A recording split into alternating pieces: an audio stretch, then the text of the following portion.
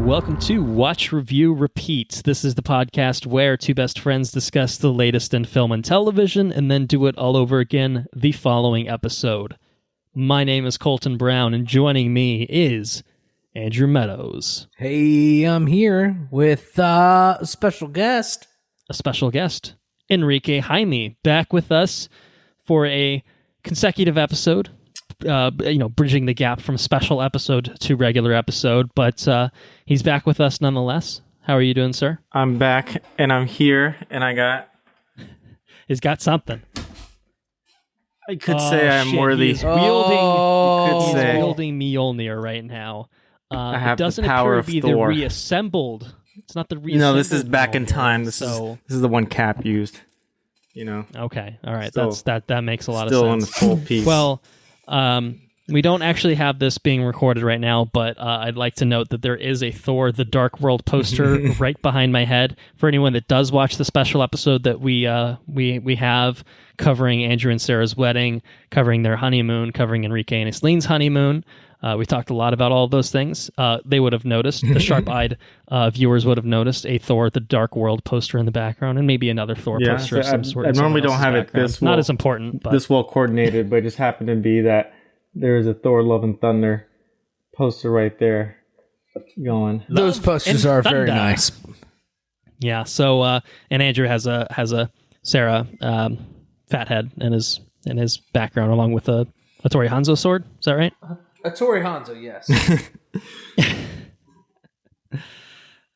Perfect. You should have displayed that prominently when we were recording, you son of a bitch. What are we doing here? Well, he had the real thing. That's true. He did have the real thing. You didn't need to have a stand-in. Didn't need to have an Ana de Armas style cardboard cutout to take Sarah's If Sarah place. ever goes on vacation by herself, you should just get a whole cutout and then just take sad pictures with it. I think you should do a giant stick figure and just stick the head on it. You're good. That's good enough. So yes, we're back with the regular episode. We're back to recording regular episodes for now. September will throw things all out of whack yet again. Also, I'm going on vacation literally tomorrow. So, but we're back on track with a new episode about a new thing that came out recently in theaters, a Marvel movie called Thor: Love and Thunder. Ooh. Taika Waititi's return to the MCU. Taika Waititi. Oh, yes. Pardon me. Taika Waititi's return to the MCU following Thor Ragnarok. I'm excited to talk about it. I'm excited to talk about all things. It's nice. It's nice to hang out with you guys for an evening. It is. Agreed. It really is. Exciting to be here. So, we did a lot of catching up on the special episode. I hope people listen to that. I, again, encourage people to listen to that if they haven't had a chance to. It was a very, very fun episode. I spent a lot of time listening and commentating because I wasn't an active participant in a lot of the things. But I'm going to be an active participant on this episode. So for those who miss me talking through a lot of things and monologuing about things I liked and didn't like about a movie, stay tuned. This is the episode for you. It's your opportunity for Colton Brown. That's it. Now, I have a fun fact about Thor: Love and Thunder, but because I am a generous spirit, I'm going to open up the floor if anyone else wants to offer one up first. They might even preempt me potentially, but I'm all ears. Anyone have anything they want to throw out there? I've got nothing. I got a little Andrew something. Has nothing. I don't know if Noted. you get to, and we're talking about the people, but in terms of the cast of this movie, it's obviously star-studded cast, but we have, not just Chris Hemsworth, but we got like the whole, not the whole, but quite a bit of the Hemsworth family in this one. Not only is his brother Luke Hemsworth, but his wife and his daughter make some nice little appearances. Daughter with a little bit more of an appearance, playing Gore's daughter, so That's Christian right. Bale's character. And then his Chris Hemsworth's wife plays, I don't know if she had a name. She was a wolf woman. Wolf woman? Right, yeah. Well, they made love on top of a she-wolf kind of thing. He made love with a woman wolf. Woman wolf. Or no, was it a wolf woman? Wolf woman on a woman wolf. Basically. So that's right. Nice to see Got there eventually. the Hemsworth family Full circle. enjoying themselves in this movie. So that's what I got. Well, that was. I have one. I have one. Go I have one ahead, fun fact. Go ahead. Well, I was going to say Henrique. Since we all have fun facts, he did preempt me, so I sort of have a fun fact that'll add on to that. Okay. But I'm welcome to hear what Andrew has to say right now. So I did read on the online tabloids that Chris Hemsworth's wife found his muscles to be too much. For this particular film, and that's all I have. She preferred the dad bod Thor from Endgame. She preferred Endgame Thor to the rock star Thor as we come to know him. Dad in this bod film. to God bod.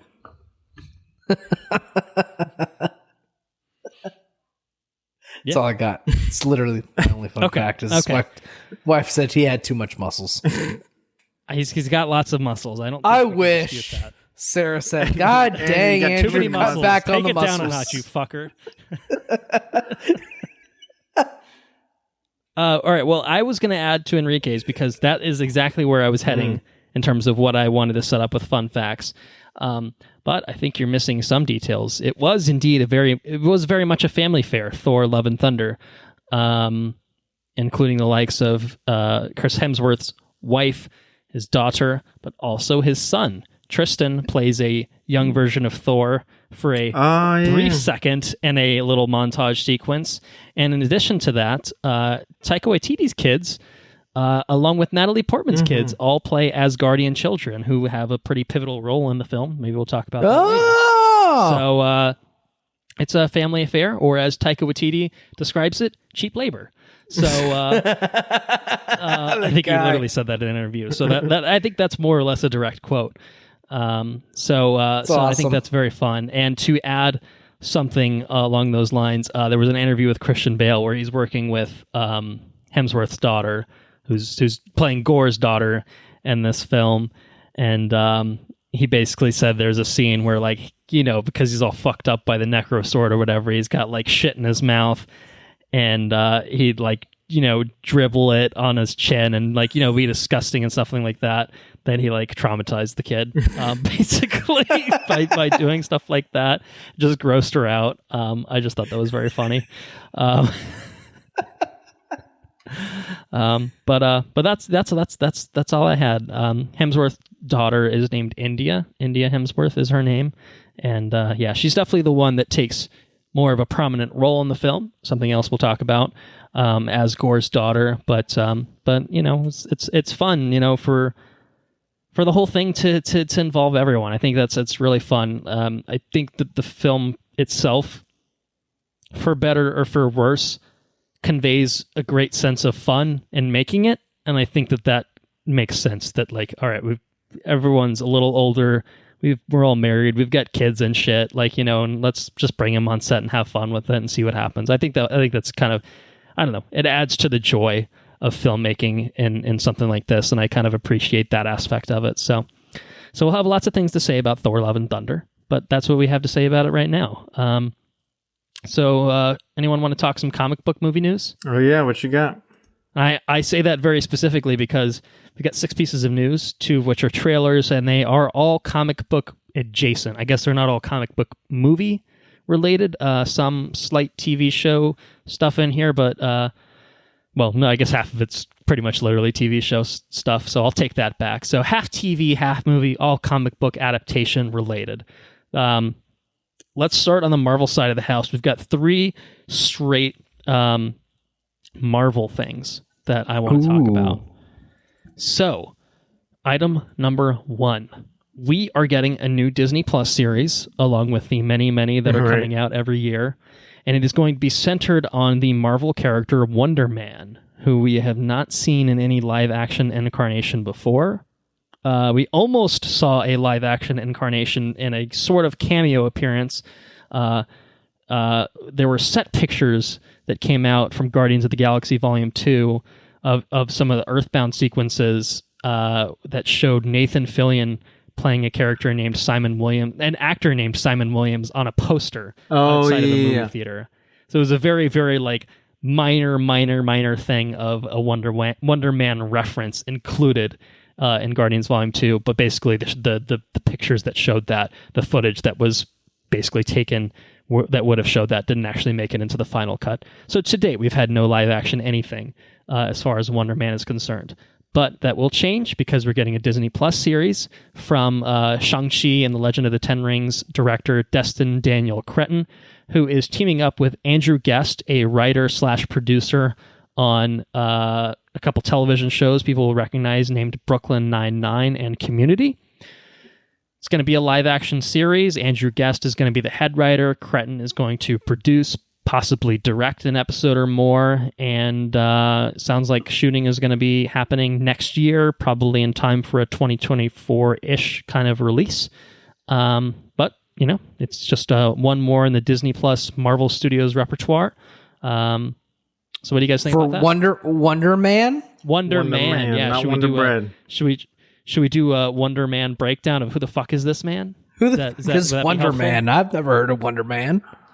Well, has anybody heard of Wonder Man? I've definitely heard of him. Like he shows up in the comics, but like I can't say I've ever gone out and be like, I'm reading Wonder Man issue, 34. Where he fights. I'm not even sure if Wonder Man's ever had a solo run or if he's always been lumped in with Avengers. Right, because I feel like he's always, especially when you like look at the old stuff, I feel like I don't, exactly if it's the 60s or 70s or whatever, but like I feel like he's in a lot of the older stuff with the Avengers and things. Yeah. And then sounds like an old-fashioned kind of name. What the fuck is Wonder Man? It's very Wonder Man alone, that kind of conveys that. Yeah. And then you're like, they're other heroes, but I don't know. You could make anything interesting, but. Let me tell you something. All right. So his real name is Simon Williams. He's got a lot of team affiliations. This is per the Wikipedia article. Made his debut in Avengers #9, October 1964. Written by Stan Lee, Jack Kirby, and drawn by Jack Kirby and Don Heck. Probably also mostly written by Jack Kirby, as we kind of know how things are now. He's affiliated with the Avengers, the West Coast Avengers, Defenders, Shield, blah blah blah. What you didn't know is that one of his notable aliases is Mr. Muscles. Mr. Muscles. True fact. True fact. Abilities include ionic energy physiology, which grant him the power of flight, immortality, virtual invulnerability, superhuman strength, speed, agility, stamina, and reflexes, enhanced vision and hearing, healing factor, ionic energy manipulation, power recycling. I don't know what that means. Electromagnetic manipulation, energy enhanced strike. I also don't know what that means, other than he's more powerful. I thought we already covered that. Size alteration, shape-shifting, self-sustenance, and teleportation. This man can do it all. He's a wonder. He can do it all. He's a true wonder, man. You might say. He's a true wonder. Yeah, I think you got to make this a comedy, and like clearly, based on the track record you mentioned for Andrew Guest, like that seems to be his specialty. So I don't know. I think if this is like more of a Shazam, kind of fun, a comedic vibe, you could have a lot of fun with it. I don't need like a serious Zack Snyder take on Wonder Man. Sorry. I think that's very fair. I think honestly, the one thing that I know Wonder Man for is, and I may be getting some of the details of this wrong, I think that in the comics, the Vision, we all know who the Vision is, has been in many MCU things at this point.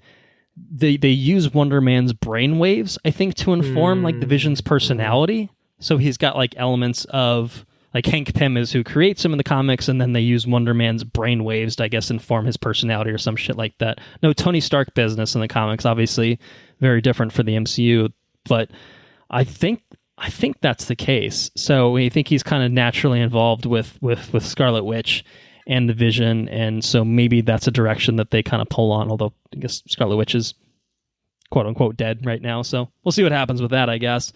But yeah, it's interesting. Okay. I mean, right.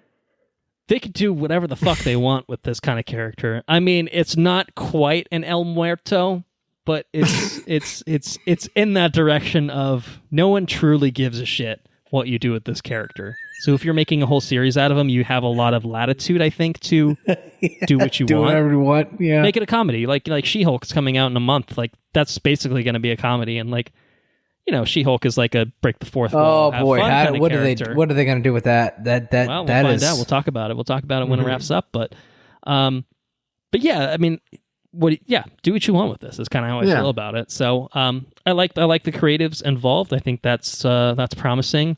Shang-Chi, I think, has for my money been one of the best Phase 4 properties to date.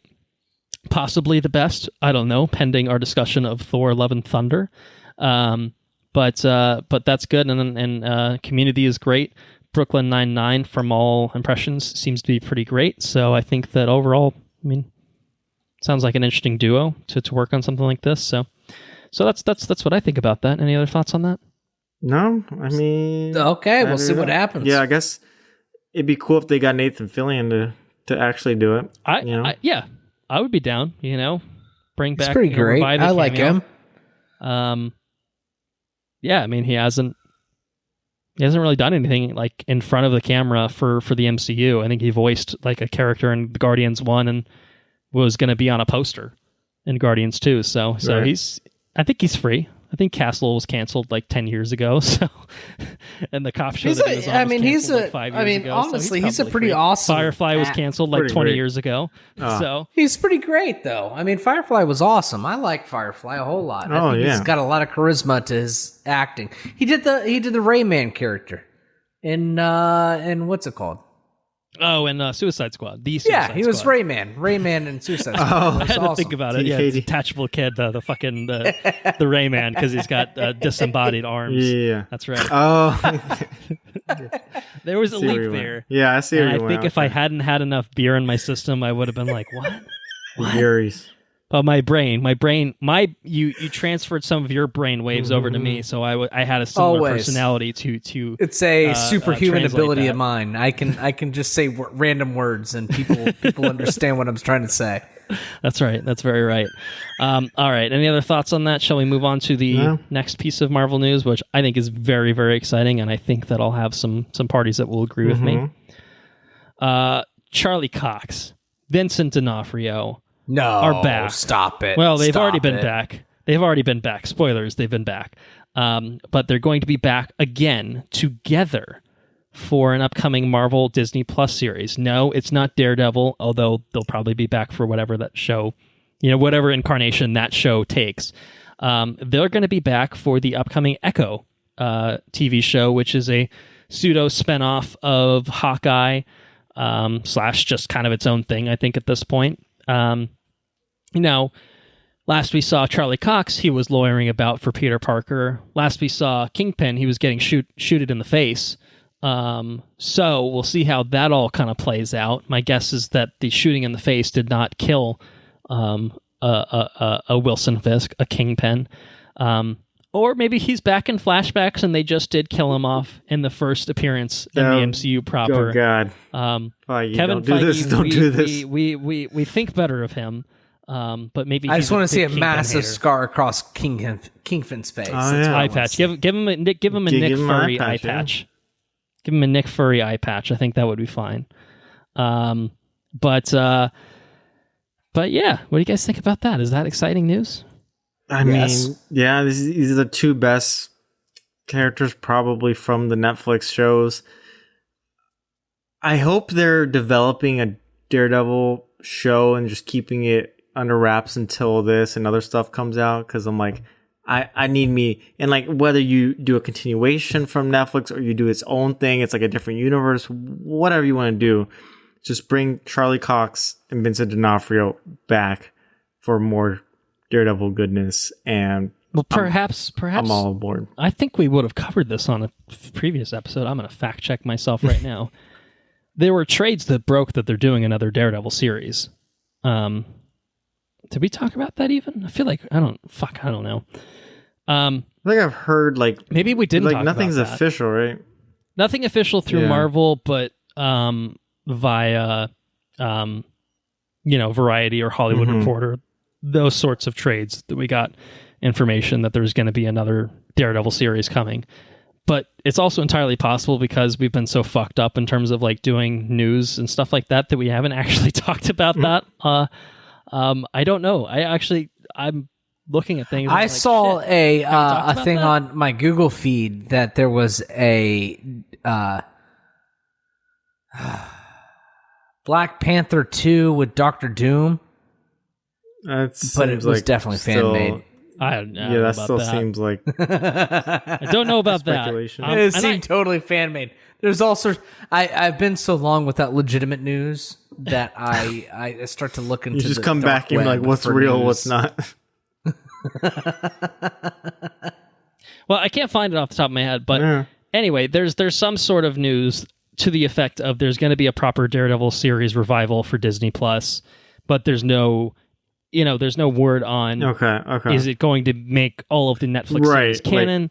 Is it just picking and choosing elements that they like, and that's good enough? Okay, so we've gotten Charlie Cox and Vincent D'Onofrio back in a couple different shows show and a movie thus far. Are we going to get Eldon Henson? Are we going to get Deborah Ann Woll? Right. How are they going to handle the everything? Is Bullseye going to come back? You know what I mean? Like, how are they going to deal with any of that shit that they set up? Did Daredevil just get snapped for 5 years and they pick things back up? I mean, I think everything was in stasis because everyone got snapped, and now we're good. Right. I think you could do you have a lot of liberties in your storytelling. You also have a pretty high bar, of what's been set.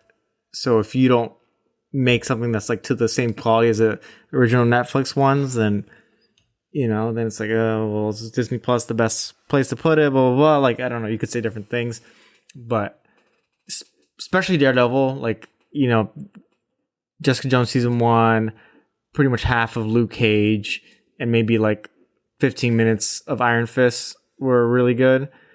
And so I think you just have to, if you're gonna bring him back, you have to do it justice. Denny, vanilla wheat. Denny. Yeah,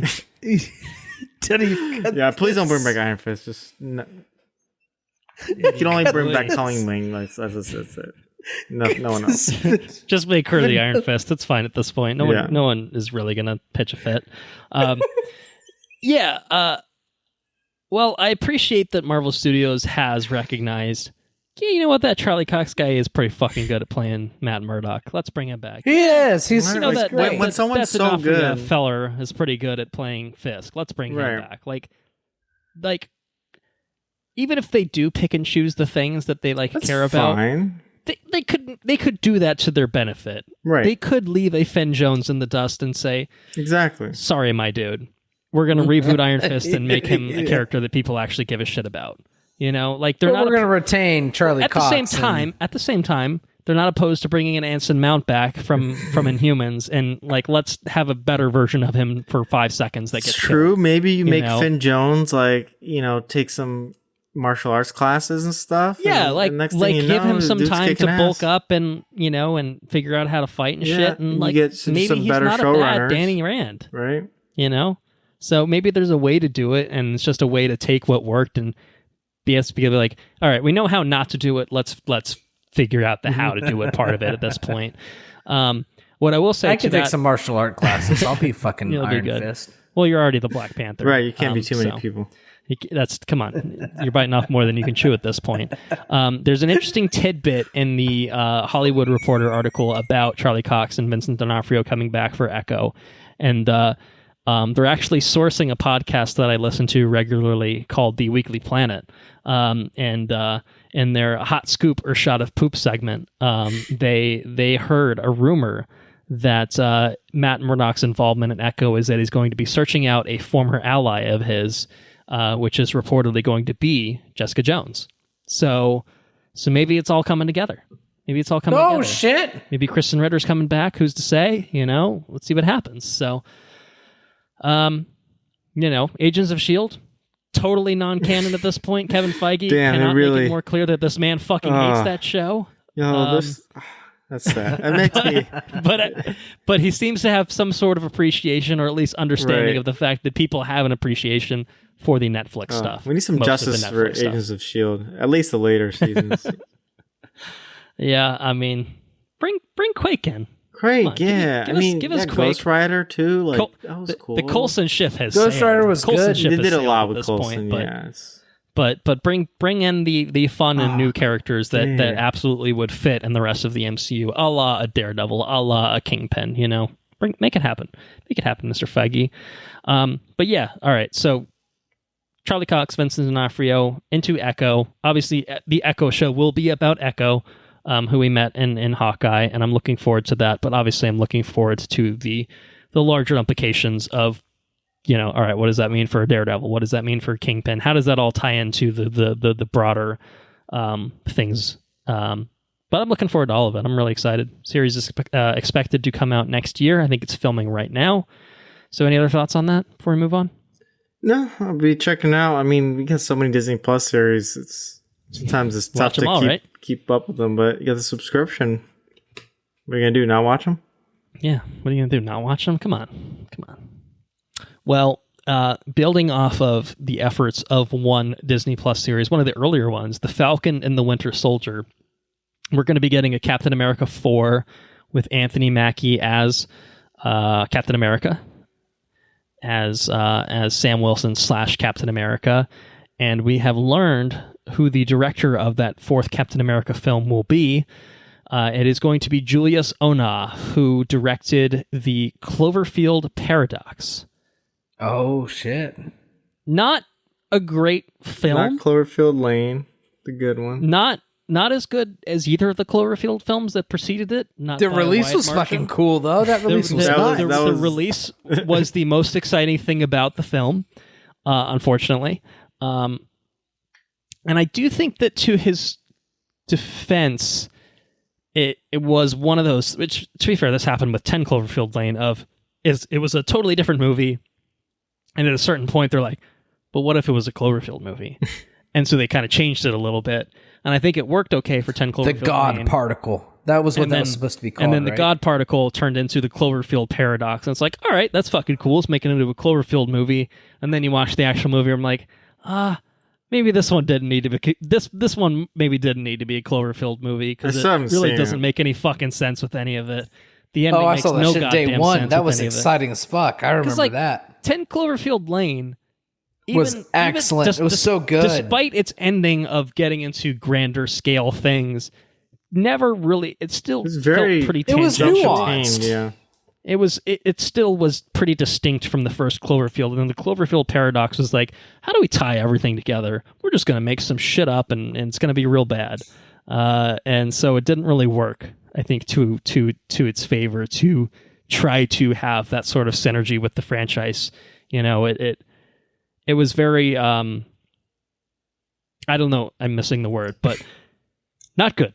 We'll say not good. But he also worked on a film called Loose, which is apparently pretty good, which makes me think, all right, this guy's got maybe some chops. He just didn't get a chance to show it because of the behind the scenes stuff that happened with the Cloverfield Paradox. But I'm excited about a Captain America 4.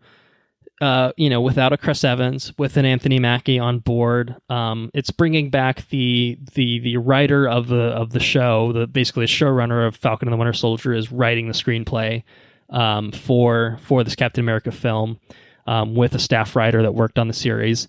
So it really should just be a continuation, from kind of where the series left off of. I don't want the shield. Okay, they gave it to this fucking piece of shit fuckhead. I guess I'll take the shield. I'll take the shield after all, and I guess I'll be Captain America, and we'll see what the repercussions of having a black man as Captain America are, and how the world's going to respond to that. It's an interesting concept. I think it was an uneven series, but I think there's a lot of room for potential in terms of like making a movie out of that. And presumably we'll get some of the elements of the show pulled into it. A Bucky, maybe an Agent 13. Whatever the hell John Walker's up to, U.S. agenting about and stuff. So I'm like, I feel like we've got some MCU movies post Disney Plus. Yeah.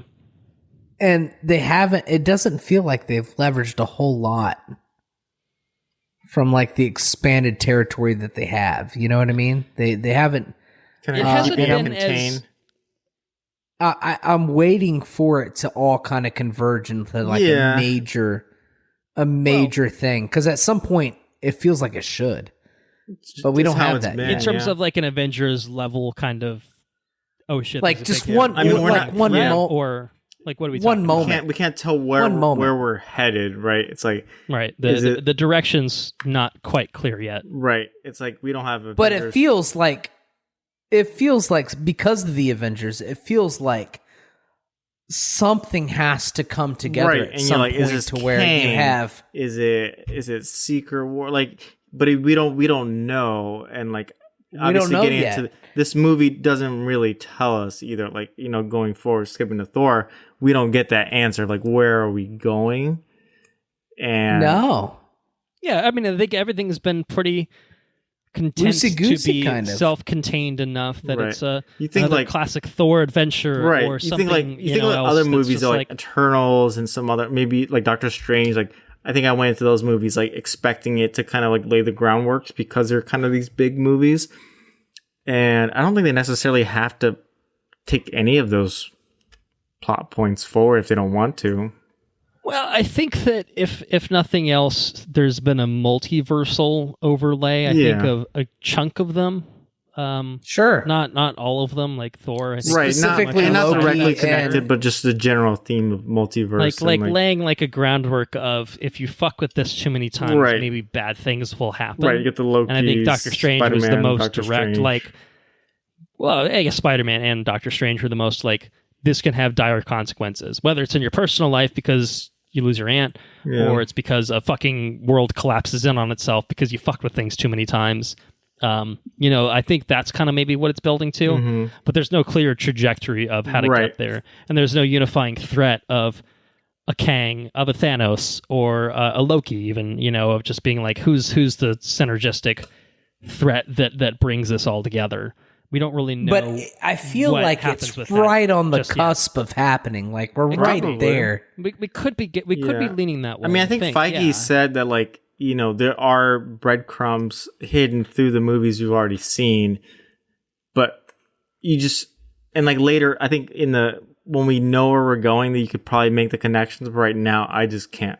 I don't really know. Yeah, where it's right. It's and probably that makes it exciting. It makes it super exciting. Yeah, I think. Well, it's interesting because I think a lot of people are antsy because they don't have the thing that they know to like, that's the thing that we know is coming. We know that Kang is coming. It's like, well, we sort of know Kang is coming because he was set up in Loki as a big threat, but like, we haven't seen him in the 5 projects that have come out since. There's been every mid-credit sequence is not setting up a Kang. Spoilers for Thor. It's not setting up a Kang in the mid-credit sequence of Thor, it's very much everything is kind of happening in its own corner of the universe, and maybe there's a point where they need to come back together, or other people need to come back together, or come together, I guess, in the first place, to figure this out, because the Avengers, as is, are not really the same. You've got a Captain America, who is not Steve Rogers. You have no Iron Man. You have a Thor, who's a Thor, and maybe you have another Thor. And like what else is going on? I don't know. There's a few Captain Marvel adjacent characters that have it's not powers as clear, now. Right? Exactly. Right. There's a young Hawkeye. The regular Hawkeye is like half deaf at this point. Like how so where are we going? There's a Black Widow that's dead. Yeah, so it's very much like a lot of pieces on the board, but we don't know where things are necessarily heading in terms of how to things. It makes come it together. Exciting. It makes which is honestly tantalizing. It's like a sort of reset because Endgame was like a huge fucking thing. It's closer to phase 1 of like the breadcrumbs in phase 1 were just setting up characters, and it really wasn't until I think like even like a little bit of Avengers Thor, where it was and like then, like Captain America really right, like Loki was the big threat in Avengers, right. So like Loki and then like was you set see up him in survive, Avengers. and you're like, it's clearly up to something. But it wasn't like a big post-credit sequence of like I'm going to go to the Chitauri and bring them back as my army. I like it wasn't the post-credit sequence wasn't right. Loki You didn't know. It took a decade. But it took a decade. I think you could at least tell like where it was headed. Just if anything from the words like. Nick Fury's like, I want to talk to you about the Avengers Initiative, and like you're like, oh, I know what the Avengers are. It's a team, and like they have to fight. A team together they have for to fight. some They have reason. to fight somebody, And so you at least... It took a decade, though, right? Like, it took... Almost, yeah. 10 years. It was a while. Yeah, I mean, no, probably not quite. 2008 to 2012, so half a decade, but, you know. Where are we at now? We're at the point where we're getting so much more content because of the Disney Plus. And not everything stuff, has to connect. That not everything fits in so neatly of 1 to 2 to 3 to 4 to 5, a linear But I feel direction. like... I feel like I think it's zigging about a little bit. MCU has such like a grasp on what they want to do. Mm-hmm. It would be such a letdown for them not to leverage like every ounce of that in the next direction that they take. Well, I think that it will. I think that it's just a slow plotting, maybe compared to what people have been expecting of really being in on it. You know what I mean? Of everything is building to the Infinity Stones being collected and the consequences of what happens when the Infinity Stones get collected, and like what are these MacGuffins that ultimately lead to this big Infinity War Endgame styled event. And I don't think we're quite ready for that right now. Like we're at the point where like the biggest connective tissue that we've had thus far in terms of Phase 4 is WandaVision to Doctor Strange and the Multiverse of Madness, right? Of setting up a trajectory of Wanda as a character. But honestly, like from point A to point B, wasn't like you didn't the most need obvious, to know all the details about it wasn't the most Westview obvious thing. Yeah. You know, and I think that a lot of the Disney Plus stuff thus far has been kind of adjacent, and then it's slowly going to be getting seeded into it. So we got a WandaVision that's getting integrated. We're going to get a Falcon and the Winter Soldier that gets integrated in terms of there's a Captain America 4, and Sam is Captain America now. He's wearing the fucking, stars and stripes. Big deal. Loki, who knows what's going on with Loki? Loki's getting a season 2. Maybe that's outside of the scope, other than the fact that the events of Loki... It's like the beginning of comic books. The events of Loki make Doctor Strange and Spider-Man possible. Maybe that's the link, right? You know what I mean? And Spider-Man and Doctor Strange are pretty linked, and Black Widow is a Black Widow movie that sets up another Black Widow. And, I just need my movie in the future where Kang pops in and is like, "It was me all along." The thing, you're like, oh, that's all. Now I see it. Right. Yeah, but Anyway, we've gone far afield of talking about in Captain the America weeds. 4. But the point being, we don't know where things are going, and honestly, this is a conversation that could have happened just as easily after talking about Thor: Love and Thunder, so we've done it in advance. Of things are standalone to a certain extent right now, and we don't know exactly how things couple together. And I think a lot of that is, there's just been a lot. There's been a lot of content thus far that's been relatively standalone. Moon Knight. How the fuck does Moon Knight tie into anything? It's got gods in it, but it basically has no relation to Thor: Love and Thunder, even though at one point it was contemplated, should we do this? And they're like, don't worry about it too much. Maybe a missed opportunity. Maybe. We can talk about that if we want to, but, it's just one of those things, like, things are just kind of on their own right now, and then we'll see. Maybe with the benefit of hindsight, things will come together. Right. And I think we can get into that, but I think that can be good and bad. Like, it's not inherently a good thing, and it's not inherently a bad thing, I think. Right. I think ultimately the question is, can you enjoy the thing on its own merits? Mm-hmm. If yes, you're okay. Right, Everyone's okay. So we want it to build to something exciting. We want to see the bigger implications of what everything is going to mean in terms of the MCU, and we want to see the big bads that are Thanos-styled villains of, oh god, this guy's going to fucking destroy the universe. What do we do now? And we haven't really seen that yet. It hasn't gotten to those levels of stakes right now. And that's okay. They're taking their time seeding things, and we think seeding things, all right? We think that if they're seeding things in advance, that when the payoff does come, whether it's 5 years from now or 2 years from now, who knows? Like, maybe it'll be worth it, and we'll appreciate just the space that we had to breathe. Maybe every Phase 4 movie is a farmhouse Hawkeye sequence from Age of Ultron, where it's just like, all right, it's a little bit of a break from the action. Some fun things are happening. I like these interactions. It's all cool. And then, oh shit, bad things are happening, and everyone's dying, and oh god. So we'll see how it shakes out. But it's interesting that, I think with the increased level of content that they're putting out, the pace of storytelling, I think, is kind of gone down, and reset to phase 1-esque levels and stuff like that. But anyway, Captain America 4 is coming out and whatever, and it's got a director, so that was all relevant to that conversation, right? Yeah. All right. Yeah. Let us stay out of Marvel land for a brief spell and talk about 3 non-Marvel things, starting with a doozy. No, I don't even. I don't even know if I can have any comments on this next one. This is a multi-faceted announcement, and I don't know if we talked about it at all. I was wondering. I'm excited that Todd Phillips' Joker is getting a sequel.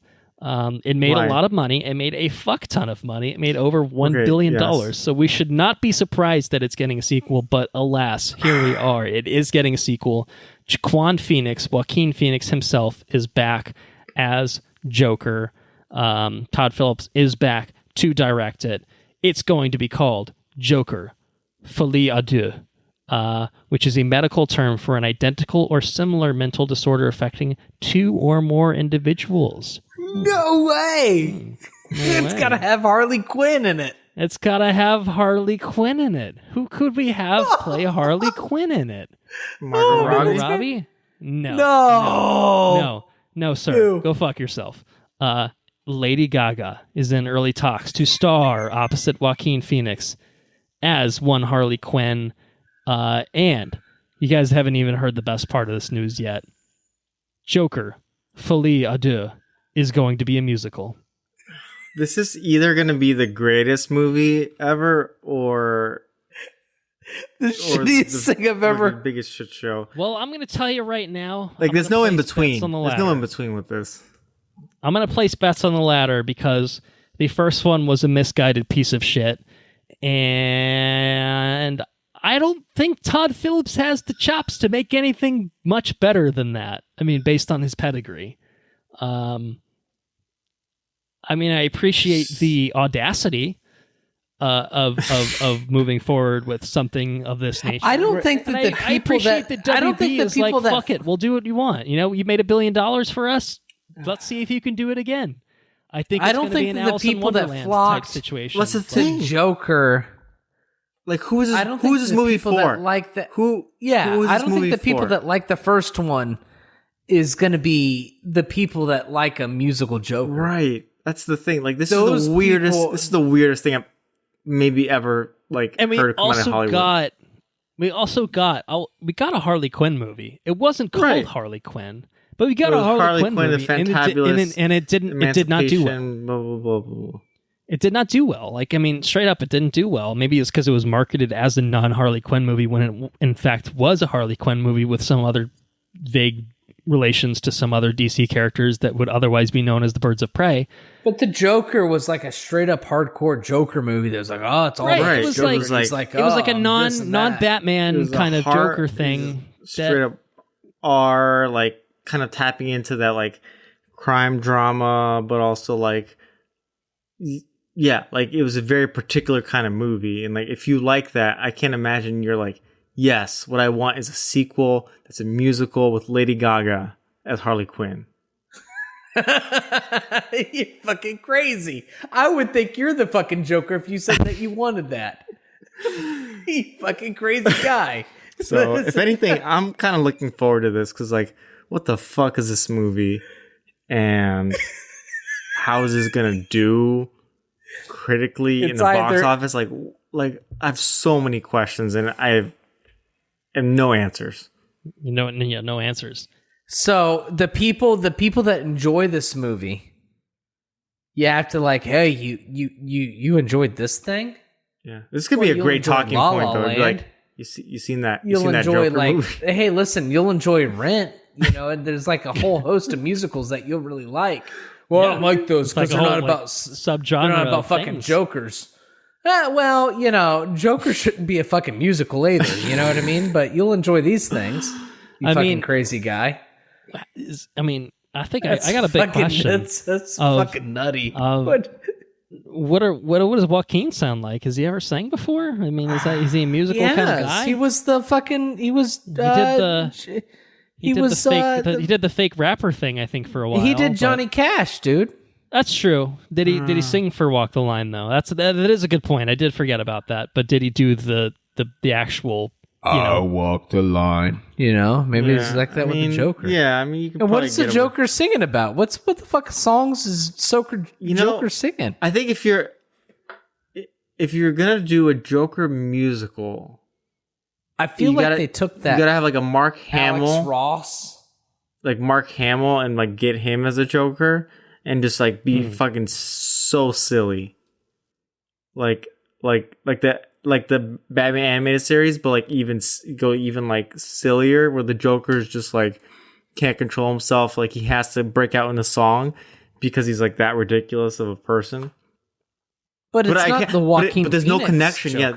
How do you go from where the Joker was, and you're just like, I've been bullied and stuff, so I shoot you, to like now I just sing about, like, I don't know. Well, presumably the whole movie happens in his own mind, or all the musical sequences are in each other's minds, and blah blah blah. Because like Legion, like they had musical bits. Obviously, Legion's not a musical show, but like there are musical and dance moments, parts of Legion. Yeah, and like that fits in really well. But I don't know. Yeah. I really don't. Well, I will say, Joaquin Phoenix did all of his own shit for Walk the Line. Oh, shit. So, yeah, I mean, like, I don't doubt. Assuming his voice hasn't aged too much in 20 years, he does have the chops for it. And if indeed you were going to cast a Harley Quinn that is capable of singing, goddamn well that Lady Gaga has the pipes for that. Like Lady Gaga, you have to question her decision making abilities. What the fuck are they going to sing about? Like, well, what the fuck are you doing, ma'am? Like, why would you sign on to this? But you could get like 2 songs out of that. Where, like, Joker and Harley Quinn are like singing to each other. One's like a romantic one, and the other one's like some other kind of like sad song. And like, that's all I got. They're gonna totally pull that, that Joker Harley Quinn like picture. You can see it like where they're dancing together. You know what I'm talking about? Yeah. Yeah. I mean, there's like again, Ross like you could make picture. Like a 5-minute. I feel like somebody looked up the Joker and Harley Quinn. They saw that picture and like, oh. That's it. That's what we got to do. We got to make a movie about that. That's what we got to do. Let's get Lady Gaga on here and let's do it. All right. Look, I'll sign on board for a Joaquin Phoenix and Lady Gaga musical. The Joker element. Maybe it's not even a Joker film, and then you just, But I think the thing that I cannot get over is Todd Phillips' involvement. I think he's the centerpiece that's going to take this from, wow, this is an interesting thing for these people to do, to, oh, fucking God, why the fuck are they doing this? Can't wait till this movie wins an Oscar. Because, I mean, like, the Hangover trilogy went from, like, I liked the first one when I was in high school, and I was the target audience, to, holy shit, this guy is a fucking hack. He keeps doing the same thing over again. And then when he changes it, oh my God, it's somehow even worse. And then Joker came out, and, for those of us that saw that movie, thought, what the fuck is this misguided bullshit? You know? So. And like, I think it benefits from the star power. Like Joaquin Phoenix is great in whatever, weird version that he's doing. But so again, like, I think the actors are very strong, but it's just like, what the fuck is this movie and who's behind this? I don't know. I have no words other than what the fuck. Well, I'll co-sign that, and I think we should best leave it at that and move on. Yeah. Look forward to a trailer, though. Other things. We'll talk about the trailer when it comes out. And that's for goddamn sure. The Sandman is coming to Netflix very soon, in fact. August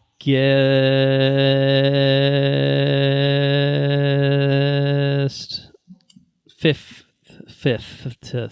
August 5th, The Sandman is coming. An adaptation of the Neil Gaiman DC comic book series. 10 episodes, developed and executive produced by Neil Gaiman, with showrunner Alan Heinberg and David S. Goyer involved. We have what is dubbed a date announcement, but it's basically our first actual trailer that we've gotten of The Sandman. I have not read the comics myself. I've heard very good things, though. Neil Gaiman obviously is a very prolific and acclaimed author who I have enjoyed stuff from. I think some of you guys have enjoyed some of his stuff as well that you've been, exposed to and enjoyed, experienced. But what are you guys thinking about the Sandman? This looks pretty cool. Okay, yeah. Pretty cool. Looks real artistic. Sorry, I keep cutting you off. Dude. Go ahead. No, you're good. It looks pretty cool. No, I'm sorry. Sorry, that was just rude. That was just me being cool. Rude that time. But this is one of my blind spots in like pop culture that just like it's one of those things that, like it's always on my like wish list on my car or something, and I just never read Sandman graphic novel. And there's like a cool Audible version with a different people in it. Now it's like a novelization of it and stuff, and I just haven't done it. So maybe this will like motivate me to do it. Right? Does this make you think? All right, if I like this, then I'll go back. I think just watching the trailer, I don't know if it would have been like, oh, I need to watch this like right now. Like I think what draws me to it is literally the name. Mm-hmm. It's like, oh, this is the Sandman. Like this is that iconic story. Like probably Neil Gaiman's like most famous work potentially, like of all his many famous works. And I don't know. I was kind of like the trailer necessarily didn't sell me on it. Like I think just knowing that there was a series that was going to come out was like what got me more excited. The trailer itself was okay with, but it didn't like sell me more than before. Okay. I like the monochromatic elements of the trailer. I think it made it look really artistic. It made it look the thing of dreams. I think that it's a really interesting element. I think I have real limited exposure to Sandman. I have one graphic novel of Sandman, and just what Morpheus or I think that's his name. I think it's Morpheus. It's the god of dreams, whatever. Yeah. What he's all about. I think what Sandman. He and what that pantheon represents in the area that it represents, I think it's really cool. I think Netflix is probably the perfect platform for that. Aside from that would be HBO, and I'm glad it's Netflix and not HBO because the HBO app sucks in case I wanted to like download it. But fuck those guys.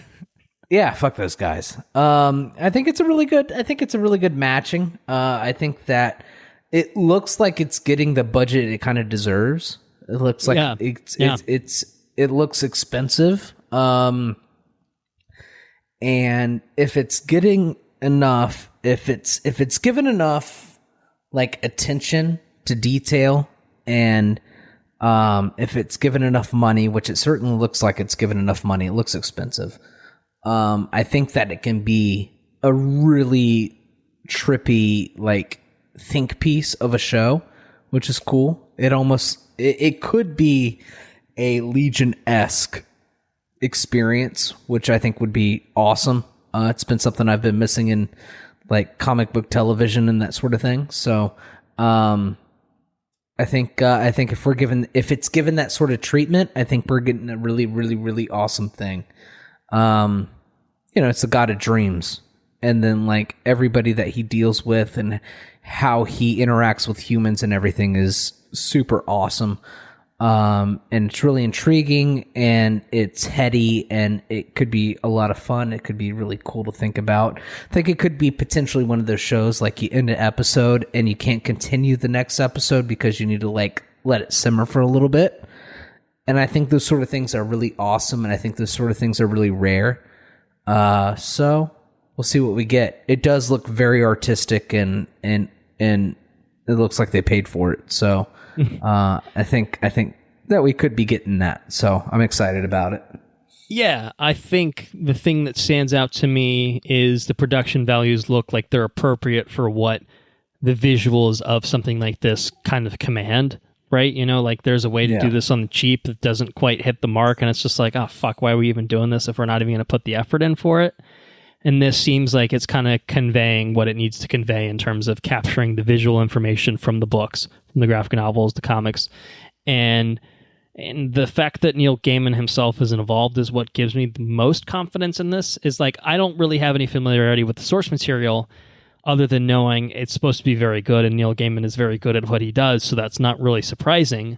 But the thing is, like, if you're adapting it, like, okay, maybe not everything works exactly lifting it from page to screen, but if you fuck with things too much, then if you get things too off base, then that's when you get into really precarious territory. It's when you take a Halo video game and make it into a Halo show, and you're like, what the fuck is this? What are we doing here? You know what I mean? It's like, why... The literal blueprint is there. What are we doing here? You know, that's the kind of thing with something like this. It's like, you know a thing is beloved. Don't mess with it. Just do the thing and present it to an audience that hasn't seen the thing before. Like, the people that like the thing are going to probably like this if you do it a similar way or close enough that it at least captures what they like about it. And then for the people that were like, oh, I heard that thing was really good and I haven't, I'll get around to it at some point. Well, maybe they'll enjoy a Netflix series more. Or the people that have no idea what any of this is. They'll look at this and think, wow, that looks really fucking artistic. That looks really cool. I want to know more about this. I want to watch more of this. I want to watch an episode and sit and ponder for an hour before I queue up the next episode, because this is the kind of the shit that makes me think about things. Like, this feels like it has the potential to be that, and I hope that it's that, because I feel like it could be. It really could be. You know, David Goyer's involvement's a little worrying, but you know, Neil Gaiman's involvement, I hope, will counteract that of being like, no, sir, you have some dumb shit ideas of changing things, and I do not want to do that. But you have clout or something like that, so someone hired you for some reason. You know, I don't want this to be an American Gods, which I didn't watch for the record, but I followed all the behind-the-scenes drama of basically it's push and pull, and fuck you, and I'm doing my thing, and fuck you, and actually we're just bastardizing this thing beyond recognition. To the point where it's like, bastardized pretty hard. No one fucking cares, and they canceled it. And it's like... That's sad. It did not have to be this way, right? You know, like...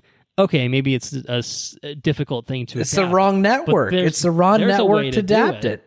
Yeah, so, you know, I mean, obviously Netflix is privy to canceling shit as ASAP. That's kind of their MO, but, you know, maybe they can do this in a few seasons, get in, get out, and be happy with the story that they told, and that's that. And maybe there's more story to be told, but it ends satisfactorily.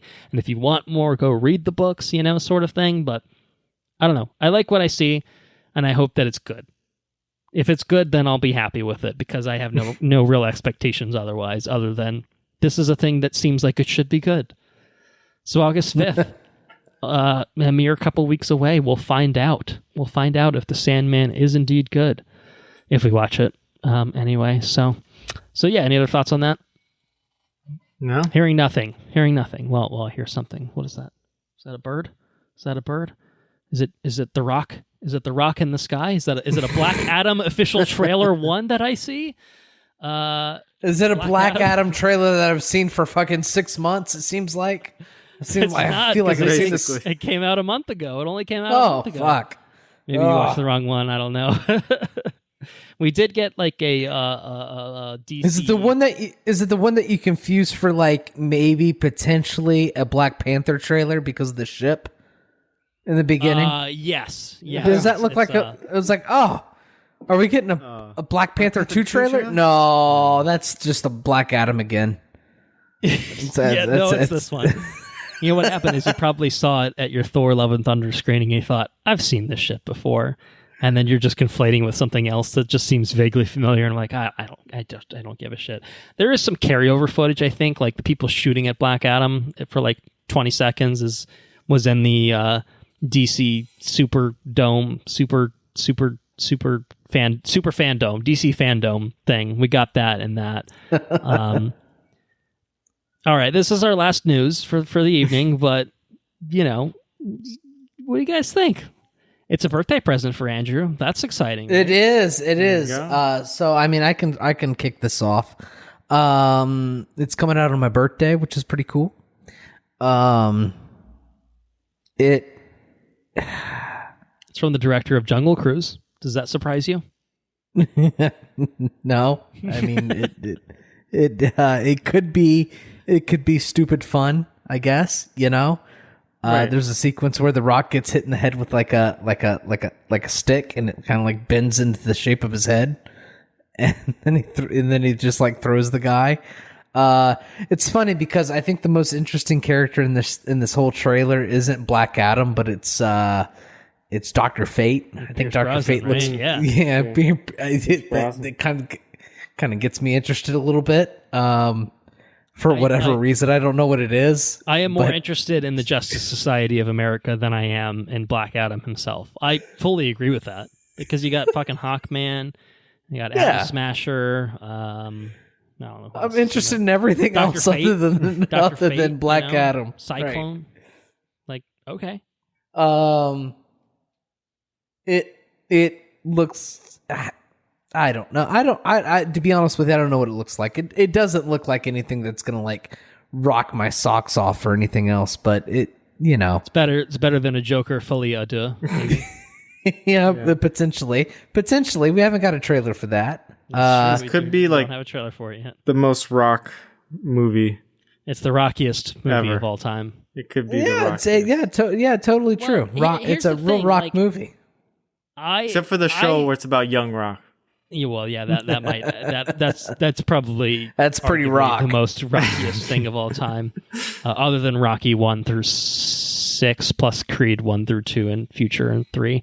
Well, not 3 because he won't be in it, so it's not very rocky at all. You might say, but I like The Rock. I like Dwayne Johnson. There's a Dwayne Johnson joke in Thor: Love and Thunder. Remind me to talk about that later. Oh, it's fabulous. It was so good. All right, we're talking about it now. Everyone knows what I'm talking about. We're all in agreement. Pretty funny. No spoilers, but pretty funny. I think he's fun. I think he's charismatic. I like him as a person. I don't want him to run for president and stuff like that. He's playing himself in this movie. And I don't think that's what you need for a Black Adam. I don't think that's what you need is Dwayne Johnson being Dwayne Johnson or The Rock, can you smell what he's cooking? Like, that's not what this movie needs.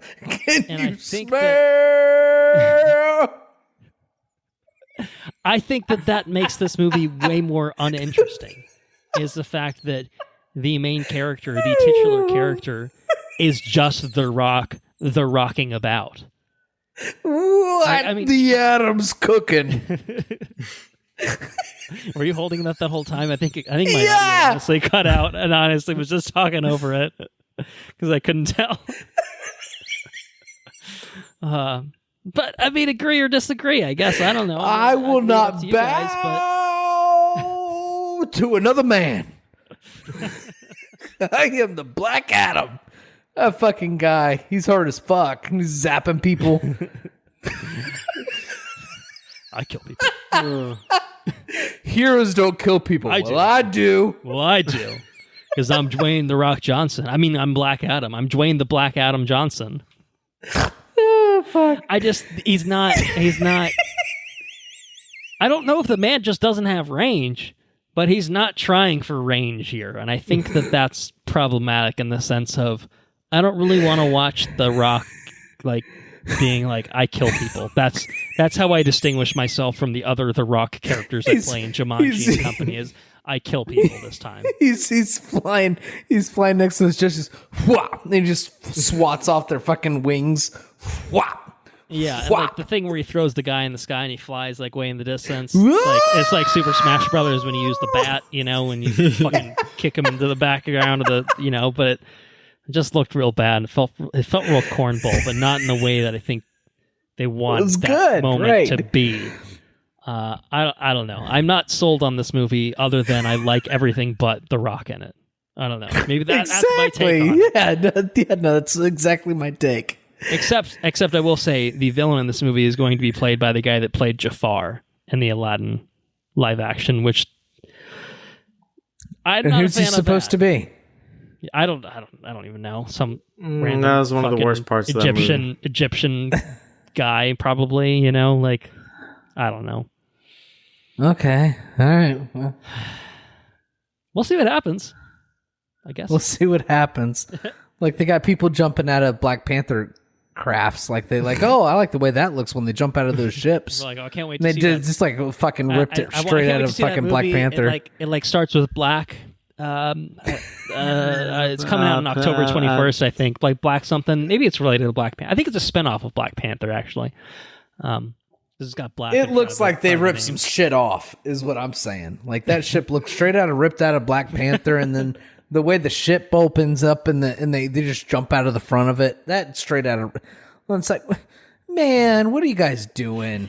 What are you doing? I know what you're up to. They're wearing their inspiration on their sleeve. Hey man, you got Dr. Fate though. So what are you gonna do? We'll see what happens. Doctor Fate, Doctor Strange. We'll see it because we're a glutton for punishment. Adam Smasher, Ant-Man. Who's to say? I don't know. Giant Man. I don't even know. Cyclone. That one might be. I don't know if there's an analog to them right now in the MCU. There's probably someone, but not as famous. Yeah. All right. Any other thoughts? October 21st. Black Adam will smash into theaters and IMAX International. Anyone else? That's good. All right. Who's ready to talk? Love and Thunder. All right. Thor: Love and Thunder in theaters only at the present moment in time. Written by Taika Waititi and Jennifer Caton Robinson. Directed by Taika Waititi. It stars Chris Hemsworth, Christian Bale, Tessa Thompson, Jamie Alexander. Jamie Alexander got fourth billing in this, and that's incredible. I just want to note that for the record. With Taika Waititi, with Russell Crowe, and back after her absence from the Thor franchise for a single entry, Natalie Portman.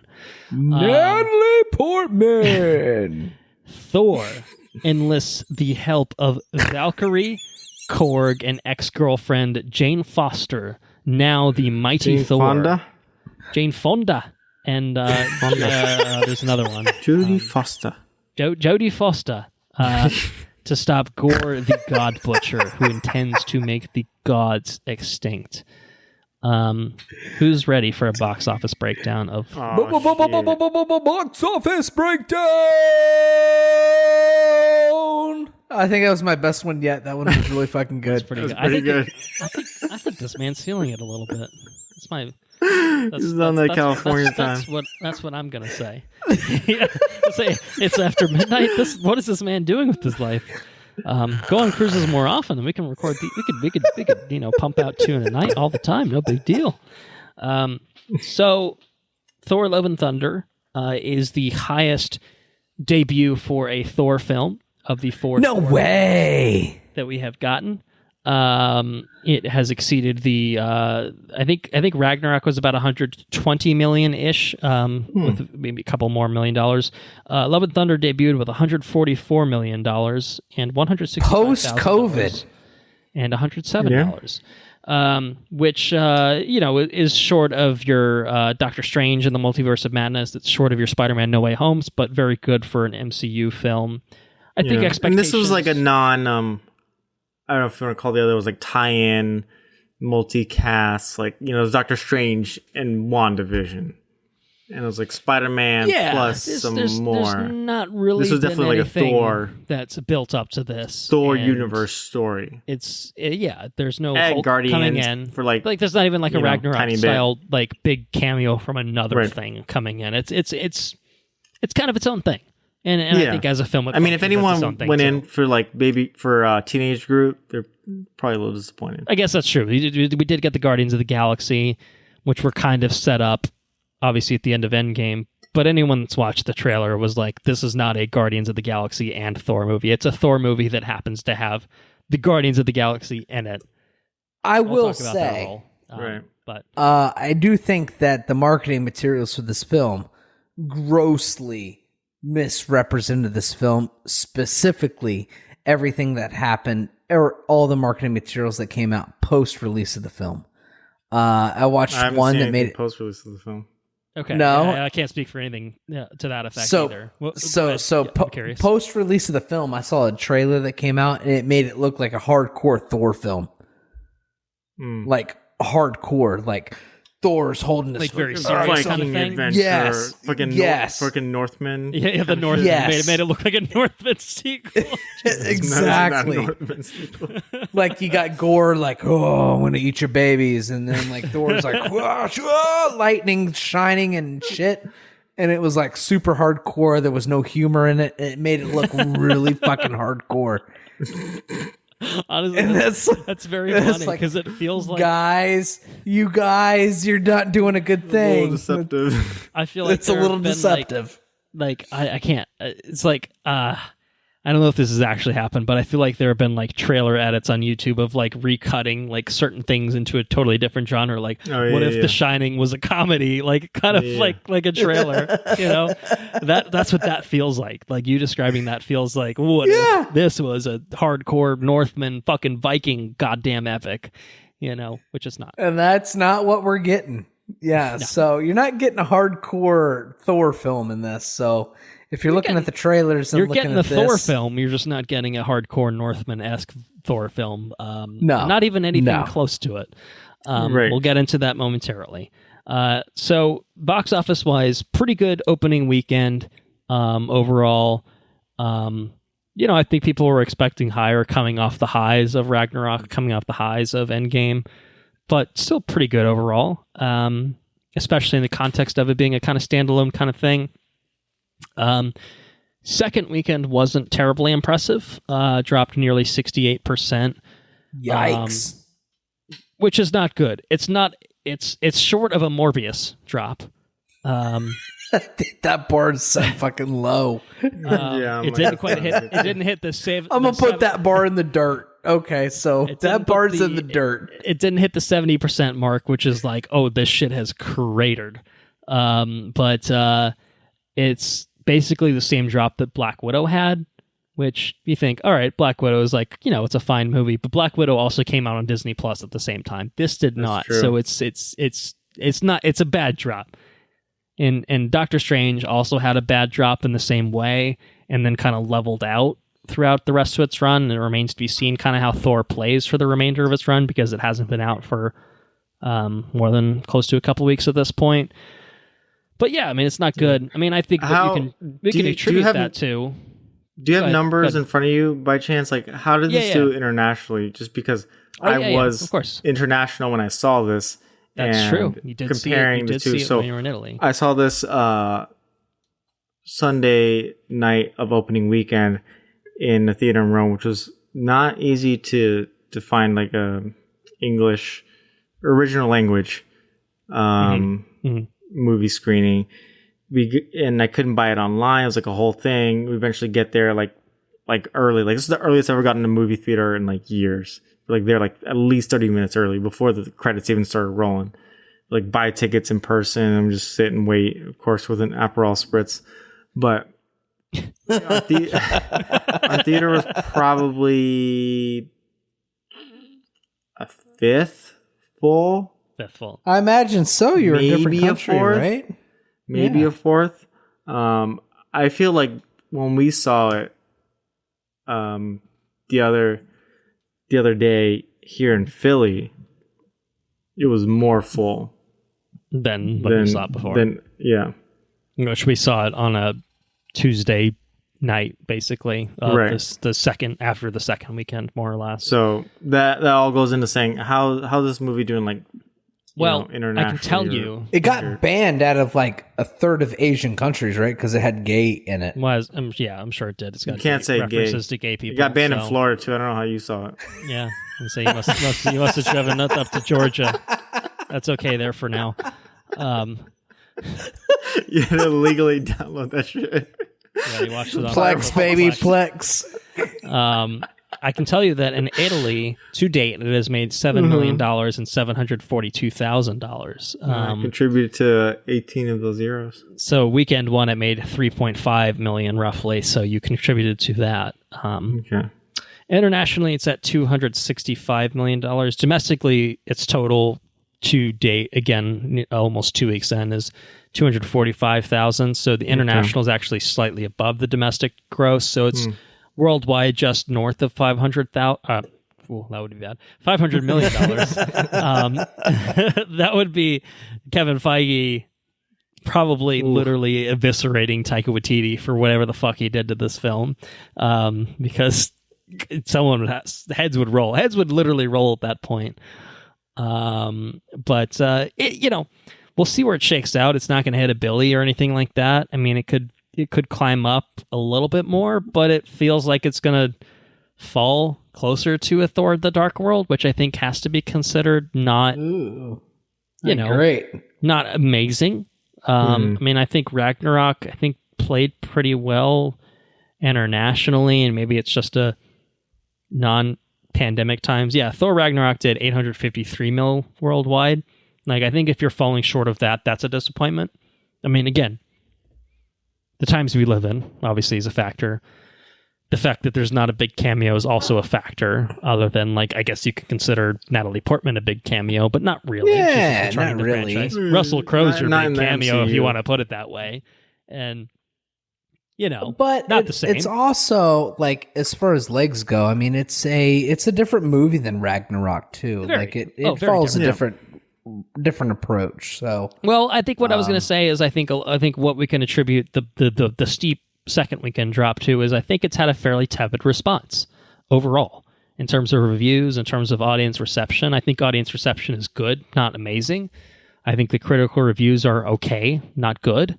It's not an Eternals.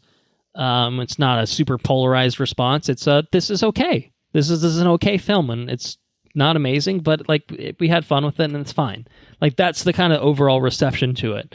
And I'm not saying that that's everyone's experience with it. I'm not saying it's our experience with it, but I think that explains the general, trajectory of why it dropped the way it did, why people aren't as interested in it as a Spider-Man No Way Home, as even a Doctor Strange. You know what I mean? So I think a lot of it is expectations, both in terms of how we react to movies and how many people go out to see one. Like, Doctor Strange had just come out after Spider-Man.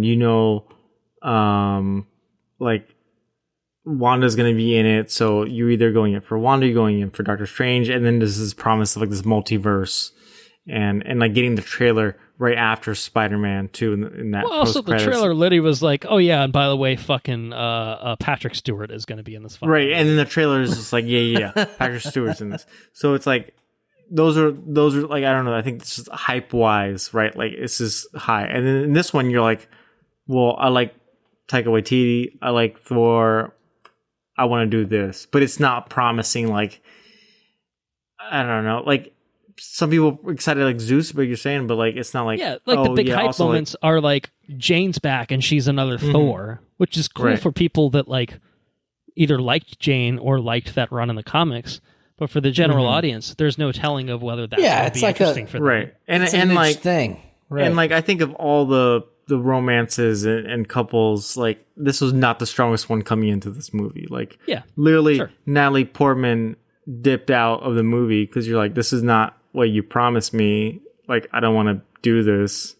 Yeah. And the last one that she was in was scenes. Universally regarded as a joke of a movie in the MCU of just being like, Thor: The Dark World, I've never heard of her. You know what I mean? Like, right. And she was all about it. She's like, yeah, I'm out. Like, so the fact that she came back is pretty crazy in itself.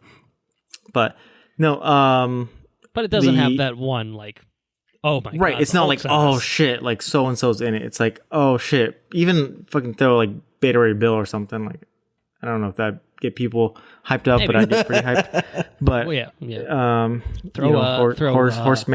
horseman with a hammer. Pericus the Dark God in there. Yeah, maybe. We did have Daryl from we're going Thor. To for Valhalla in this bitch. I don't know. Thor for Valhalla. That's what I'm. I'd see that movie too. But, could you imagine if they implemented our logo scheme? Like Thor. Oh, you'd Thor, have to sue and then them the Thor so going on. Yeah, oh, so hard, dude. Honestly, even if you just get pennies of that, like that's millions of dollars. Well, that would be pennies. Great. I'm not even pennies of the pennies. I just want pennies. Pennies. That's all I want. I'll take a few bucks. I'll take $1 million. It would have fit with this whole fucking movie's theme and like the whole vibe of this movie, it would have 100% fit Taika's vibe.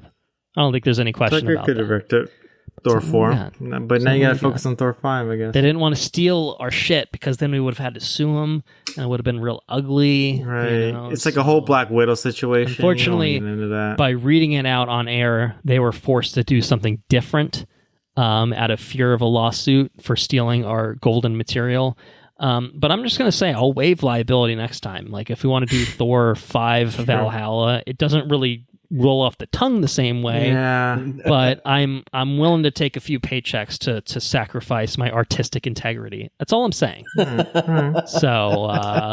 you may call it Thor 4 Valhalla was a total misstep. That was the prime. Right. All right. So that's the box office breakdown. Let's get in on spoilers. I think we're already kind of in there now. But what's everyone's take on Thor: Love and Thunder?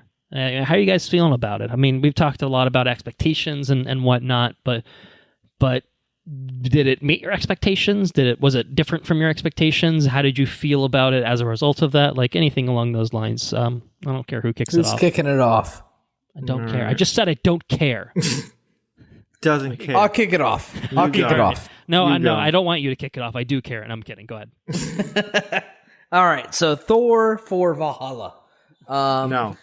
I don't think that's right. Thor, Love, and Thunder. There you go. Thor 4 Valhalla, the greatest movie ever made, obviously. There should be a documentary about that. Not so much. I think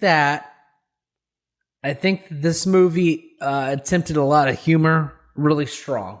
Yeah. So I think this film was humor first and foremost, and everything else kind of second.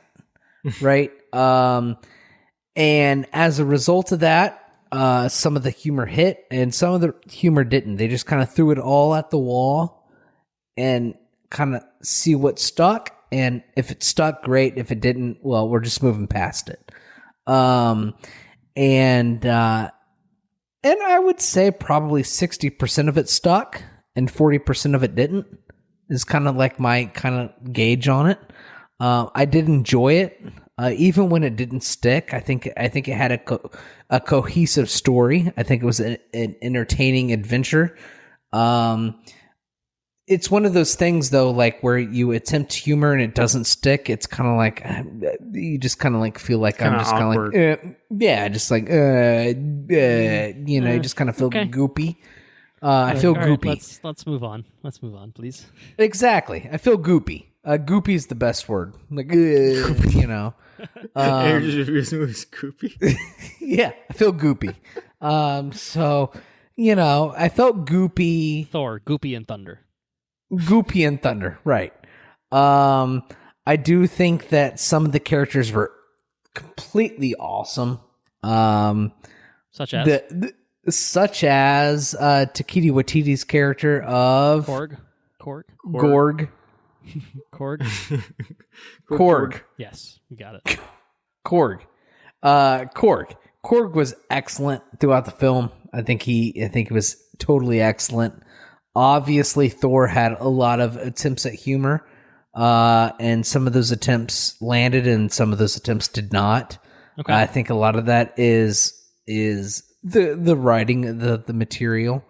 So I mean, it's totally it's what they tried to deliver, and that's what happened. Mm-hmm. And that's what happens with humor, I think. I do think that Natalie Portman showed up for the role. She was totally fucking jacked when she was Mighty Thor. Yeah. She even grew like a foot. Yeah, she impressive. Put in some fucking work for the role. So kudos to her. And I think overall, I think her role as the Mighty Thor, and Jane Fonda. Jane Fonda. I think that her dynamic was good. I think she came in 100%. Thor was like I said, he came in. I think he came in swinging and tried to deliver everything he possibly could, and I think he just fell short because of the writing in certain aspects. Just because the humor didn't quite land everywhere it needed to land, or everywhere it was expected to land. You know what I mean? Yeah.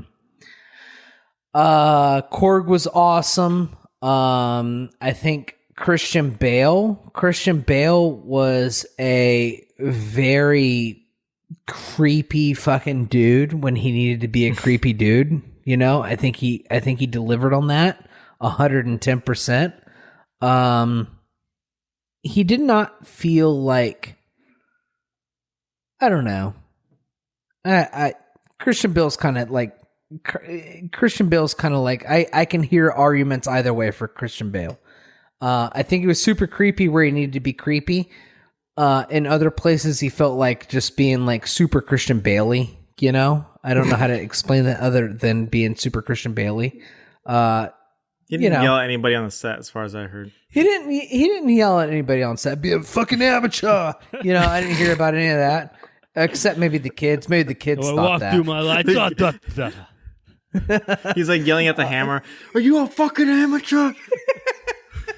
You know, but you know, I don't want to talk bad about Christian Bale because I really enjoy Christian Bale, but he was very good in certain parts, and other parts I felt like he, you know, I don't know, like maybe like the beginning portions of his character and the end. I felt like he did good as Gorg. Or Gore. That's what I mean. Gore. He did good as fucking Gore. As the creepy fucking dude, he did good. Yeah. The before and the after, it was like, I don't know. It didn't quite land. But as the creepy fucking dude, you landed it. I was 110%. Very creepy. I think that there's a kid portion in there that I thought was wildly entertaining. I thought all the kid actors are tough. Yeah. But I thought the kid actors were great in this movie. I thought they were awesome. I also really enjoyed Thompson's character. King Valkyrie. Valkyrie. I thought Valkyrie was wildly entertaining. I thought she was great. There's a lot of character points in this film. So like I'm talking a lot about just characters and the way they're written in the film.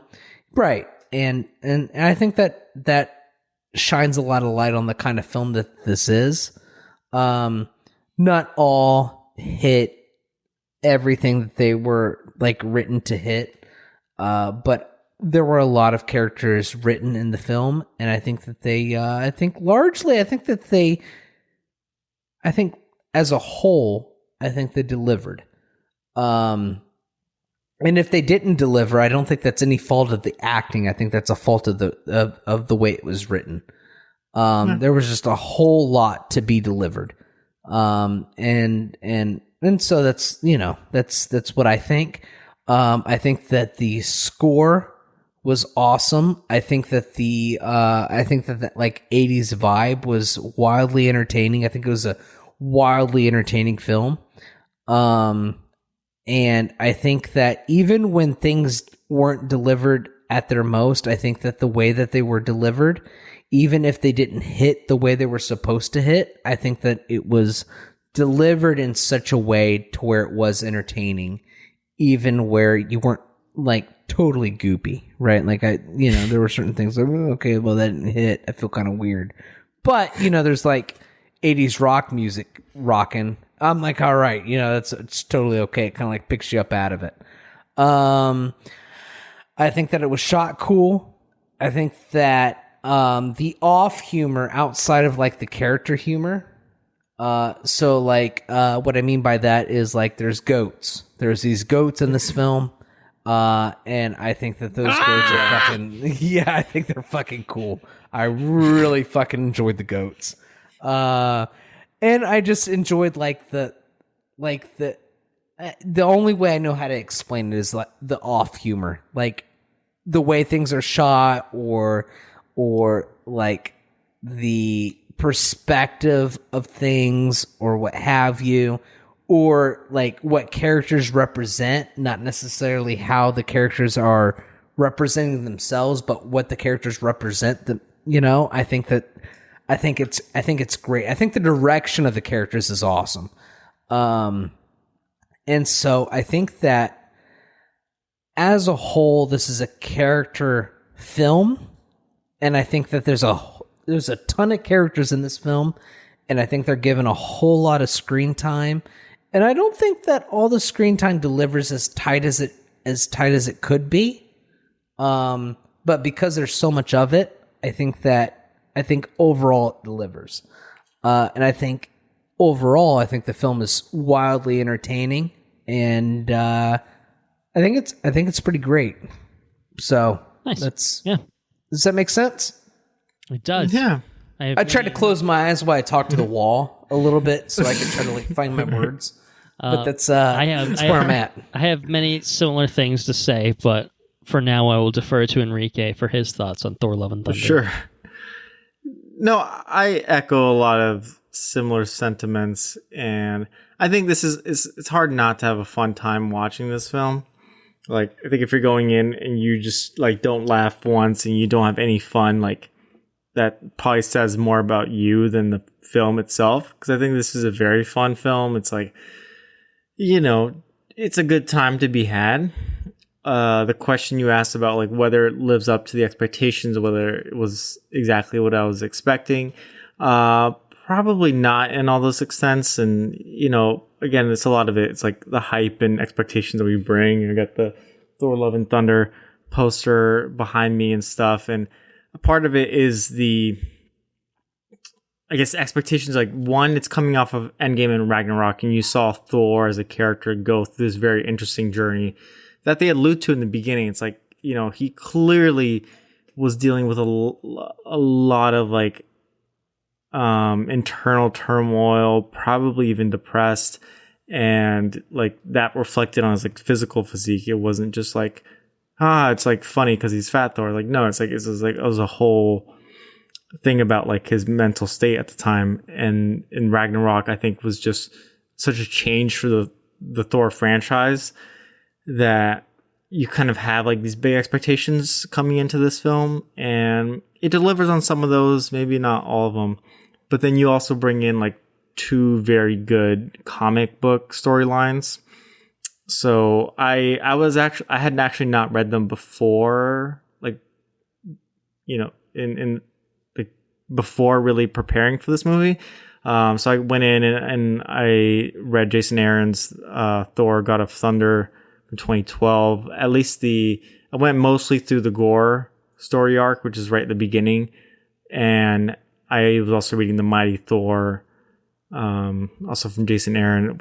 That's where Jane Foster gets her Mjolnir and becomes the Mighty Thor, and both are really great in very different ways. It was the Thor arc is a very serious, dramatic story against Gore, and the other one is just a lighter, fun atmosphere. So I think they're both very good comic storylines that I'd recommend. So you go in with certain expectations, and I think you were kind of saying this, Andrew, it's almost the tone is very comedic, right? It's going for that, I just want to throw out all the jokes, but then there's just so many plot lines into it that for such a short runtime, and there's rumors that this movie was originally 4 hours and they cut it down to be under 2 or whatever. There's just so much into this film that I don't know if you can fit it all within 2 hours, just physically, between all the storylines. So I think that's kind of what ends up hurting it a little bit for me. Ultimately, I like most of the characters. I don't think anything's egregious in this film by any means. And most of the comedy, I think, does hit. Some of it is a little bit retreading on Ragnarok. So I enjoyed Korg, but I feel he did a lot of stuff kind of similar to Ragnarok. And then the actor portrayal bit when they're in New Asgard is basically the same thing. as Thor Ragnarok. I was like, this is fun, but like we're just kind of, and like I still enjoy it, but I was kind of like, it just didn't. This is a disaster. What are we gonna do? We have to we have to do something to capture the community. Start with the Guardian Children, yeah, and like less so that, but more like just replaying a scene from Ragnarok, and like I went back and I rewatched the Thor films, and I was like, I just watched this Thor film, so like this scene was clearly for someone who hadn't seen the Ragnarok in like 2 years, 3 years, whatever. Right. And I think it was funnier in the first place because when they were making fun of the Dark World, it was like, everyone is making fun of the Dark World. So it's like, it was a meta, humor moment on top it's of very just meta being at the time. A literal humor. Not as much this time. It's more This one's like it's the same. It's for plot recap through humor, like almost like that's really what it's designed for, and it's just recycling the same style of humor that had been basically done in the last one. No, completely agree. So I think I laughed. I still laughed. So did I. No, like again, that's the thing. Like I think Taika Waititi is just a very funny creator. Like What We Do in the Shadows, the movie, still one of my favorite movies, maybe one of my favorite comedies. That TV show is hilarious. Other stuff that he's done is just like really great. So I think he's also like before I had known who he was, but like I feel like he wasn't like this big thing. Now he's like Oscar winner Taika Waititi and like all these things. Like so you just come up with bigger expectations. So I think I don't know if it's either like they let him just kind of go to town and do whatever he wanted, and maybe it needed to be like a little bit of a George Lucas situation, like kind of trim some things, edit some things, tone it back, or maybe they made him dial it in too much. Who knows? I don't know. Maybe, yeah, but he's a very competent director. You know what I mean? Yeah. I feel like maybe they said this is the direction that we want to take, and so he's like, okay, let me cut it down. I'll dice it down. Who knows? And I'm okay with the what do you want to call it? Like the very isolated nature of the story. Like I didn't need Thor: Love and Thunder to like set up the new villain. So I'm just like, I guess my expectations are going in like I want a really good Thor and company story. And there are a lot of parts that were that, but then I think ultimately probably didn't live quite to the expectation coming from all the places that we're coming from. Mm-hmm. Yeah. Well, let me just piggyback off of both of you. I think there's a moment in this film that I think set the tone for me when I was watching it. There's a little bit in the beginning where Thor's hanging out with the Guardians. This is not really a spoiler, I'll say. Where they're fighting off against some owl people and whatever. And there's a bit where Thor goes into the battle and, he dispatches with some of the owl peoples and their vehicles. And then there's two vehicles that converge on Thor. And what's Thor going to do? He does the fucking... He jumps up and he does the splits between the two vehicles. Quite literally does the Jean-Claude Van Damme fucking guy. And I think the first time I watched this, I watched it twice. That was the moment when I watched it the first time where I think to that point I was like nervous. I was like, what is this film? I was fucking crying when that happened. And then when that happened, I laughed. It was just like, oh, that's what this film is. Okay. And like from that moment, I recalibrated everything. And the honest truth of it is, this is a comedy first and foremost. And that is not something that's ever been done in the MCU, I would argue. MCU has always been something and then comedy as probably the second genre. That's right. People always complain about Ant-Man. Every serious moment gets undercut with a one-liner or some shit like that. And I think that's relatively true as a generalization of the MCU. I think the difference is this one is comedy first, so you can't make that same complaint. The only complaint you can make is there's too much comedy in general. And I think that bleeds into the thing that Andrew talked about of not all of the humor hits. It's closer to a Deadpool, right? Of, throw a joke a mile a minute. And it's not to the level of Deadpool, but it's closer to that, where it's when the jokes are flying, they're flying constantly, and not all of them are that funny. Most of them are pretty good. Most of them are pretty funny, and you get laughter, and you're not the only one sitting in the theater laughing. But not all of them are like right on the money or anything like that. But it makes it a very, very different experience for, like, obviously for this franchise too. Like, Ragnarok was a comedy in some ways, but it was like an action and then a comedy. This is kind of the inverse of that, and I think that that's the expectations argument of, you walk into this movie and you expect a fucking Thor adventure, or if you watch the marketing material, apparently you're thinking this is the North. Yeah. You know what I mean? Or if you're, yeah. Or you're thinking this is like a traditional Marvel movie. It's kind of not. Or even, but I think even with the villain, you're just like, gore. And there were some comedic lines, to Christian Bale's talent and performance. But like, this is, like, I think you don't, knowing who Gore is, or even like how they set him up in the movie, because the movie literally starts off with like a man and his dying daughter. You're right. So I think it's just like the shifts in tones were a little, but then the resolution of that is like, it's very silly. True. In terms of the tone of it, but it's a jump from, oh, this is serious to this is silly very, very quickly without much warning or anything like that. And it's like, wait, what? Oh, okay. Oh shit. Okay. And it really took me 15 minutes, whatever it was, to figure out, like, that's what this movie is. Okay. I'm keying into it and I like it now, but I was a little perplexed for a little while there. And I really, the second time I threw, I was like, I know what this movie is. I'm walking into this movie knowing what it is, and I enjoyed it. I think probably about the same overall, but the bits in the beginning where I'm just like, the second time around, I was like, this is kind of funny. This is fun. This is ridiculous, but it's fun. I do think I agree in the sense that there are elements of this storyline which are far, far more serious than the tone of the film. And so it suffers from a little bit of whiplash. And in terms of how it, reconciles its very, very big disparities in terms of tone.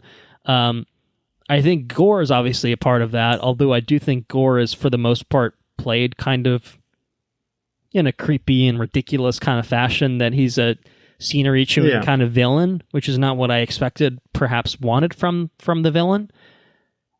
I think Jane's probably, honestly, the cancer. Of the whiplash. Yeah. Especially because Natalie Portman is not the funniest actress, but she's very fun in here. I thought she was fantastic in this, but like, it's a lot. It's very Taika Waititi. Like, you watch Jojo Rabbit and it's about fucking the Holocaust, but then you've got Taika Waititi playing fucking Hitler, and like, bad things happen in that film, and it gets really fucking dark and depressing at times, but it's still a very, very funny film.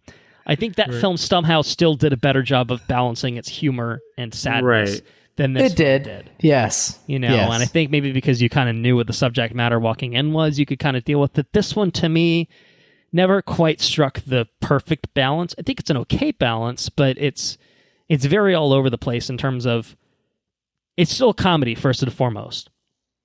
And then it never quite commits to, we're going to give you 15 minutes of serious shit, and then we'll provide you some levity to pick you back up. It's just kind of moments here and there of, oh, this is dark, and, more serious. And I think that all that stuff is played pretty well. It's just that it kind of, I guess maybe it does do the Marvel thing of undercutting itself by jumping back and forth too many times.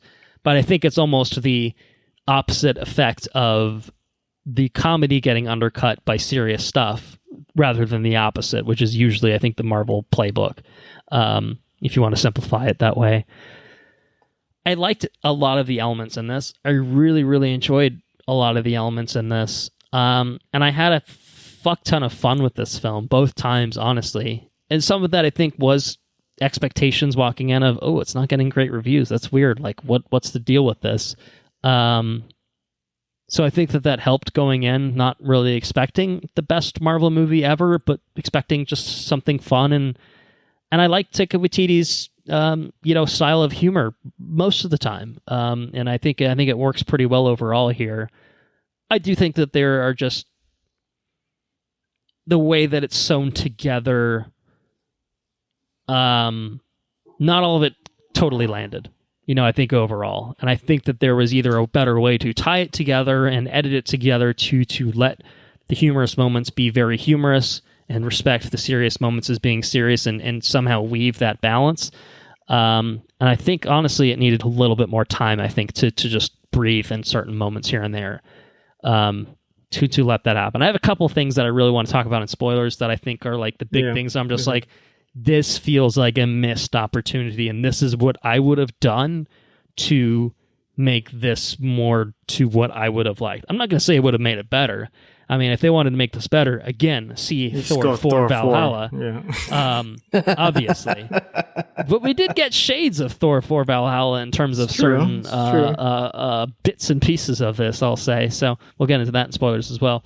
But I enjoyed it overall. I think, go in knowing that it's a comedy first and foremost and be ready for that. And if you've enjoyed Taika's previous works, I think that will help too. I think Hemsworth is having a blast. I think Christian Bale is chewing scenery, and good for him. Chewing scenery with his fucking spiky teeth.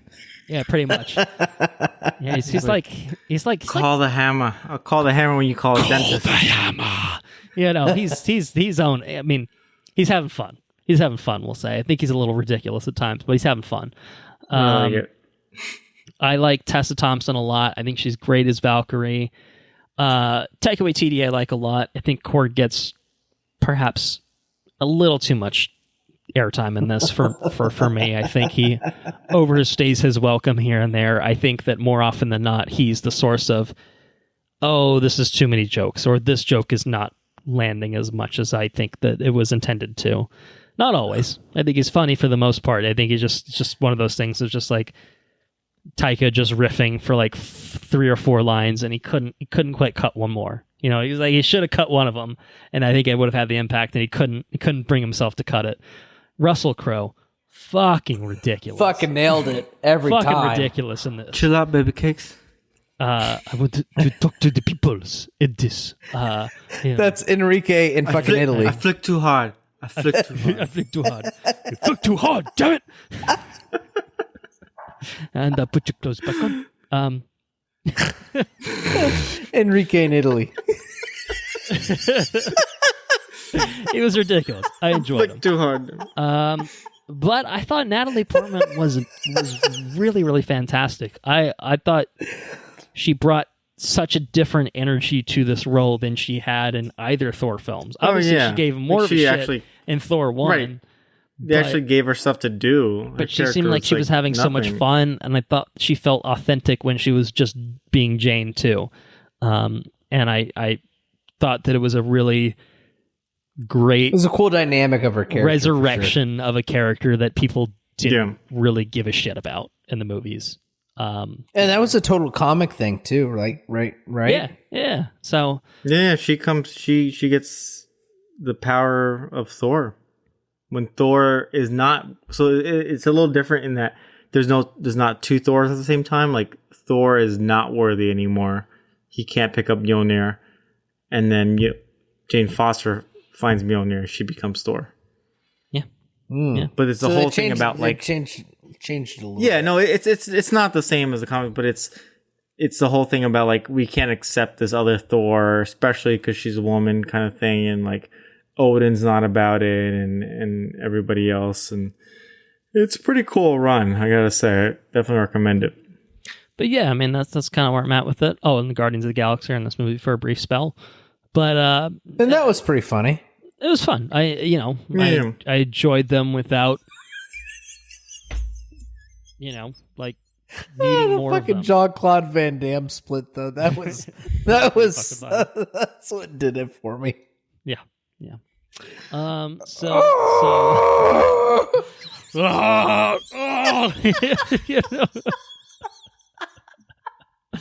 I lost my shit when I watched that. Hemsworth was very funny in that. But again, it was just like that was the moment. I've just been like, okay, that's what we're in for. All right.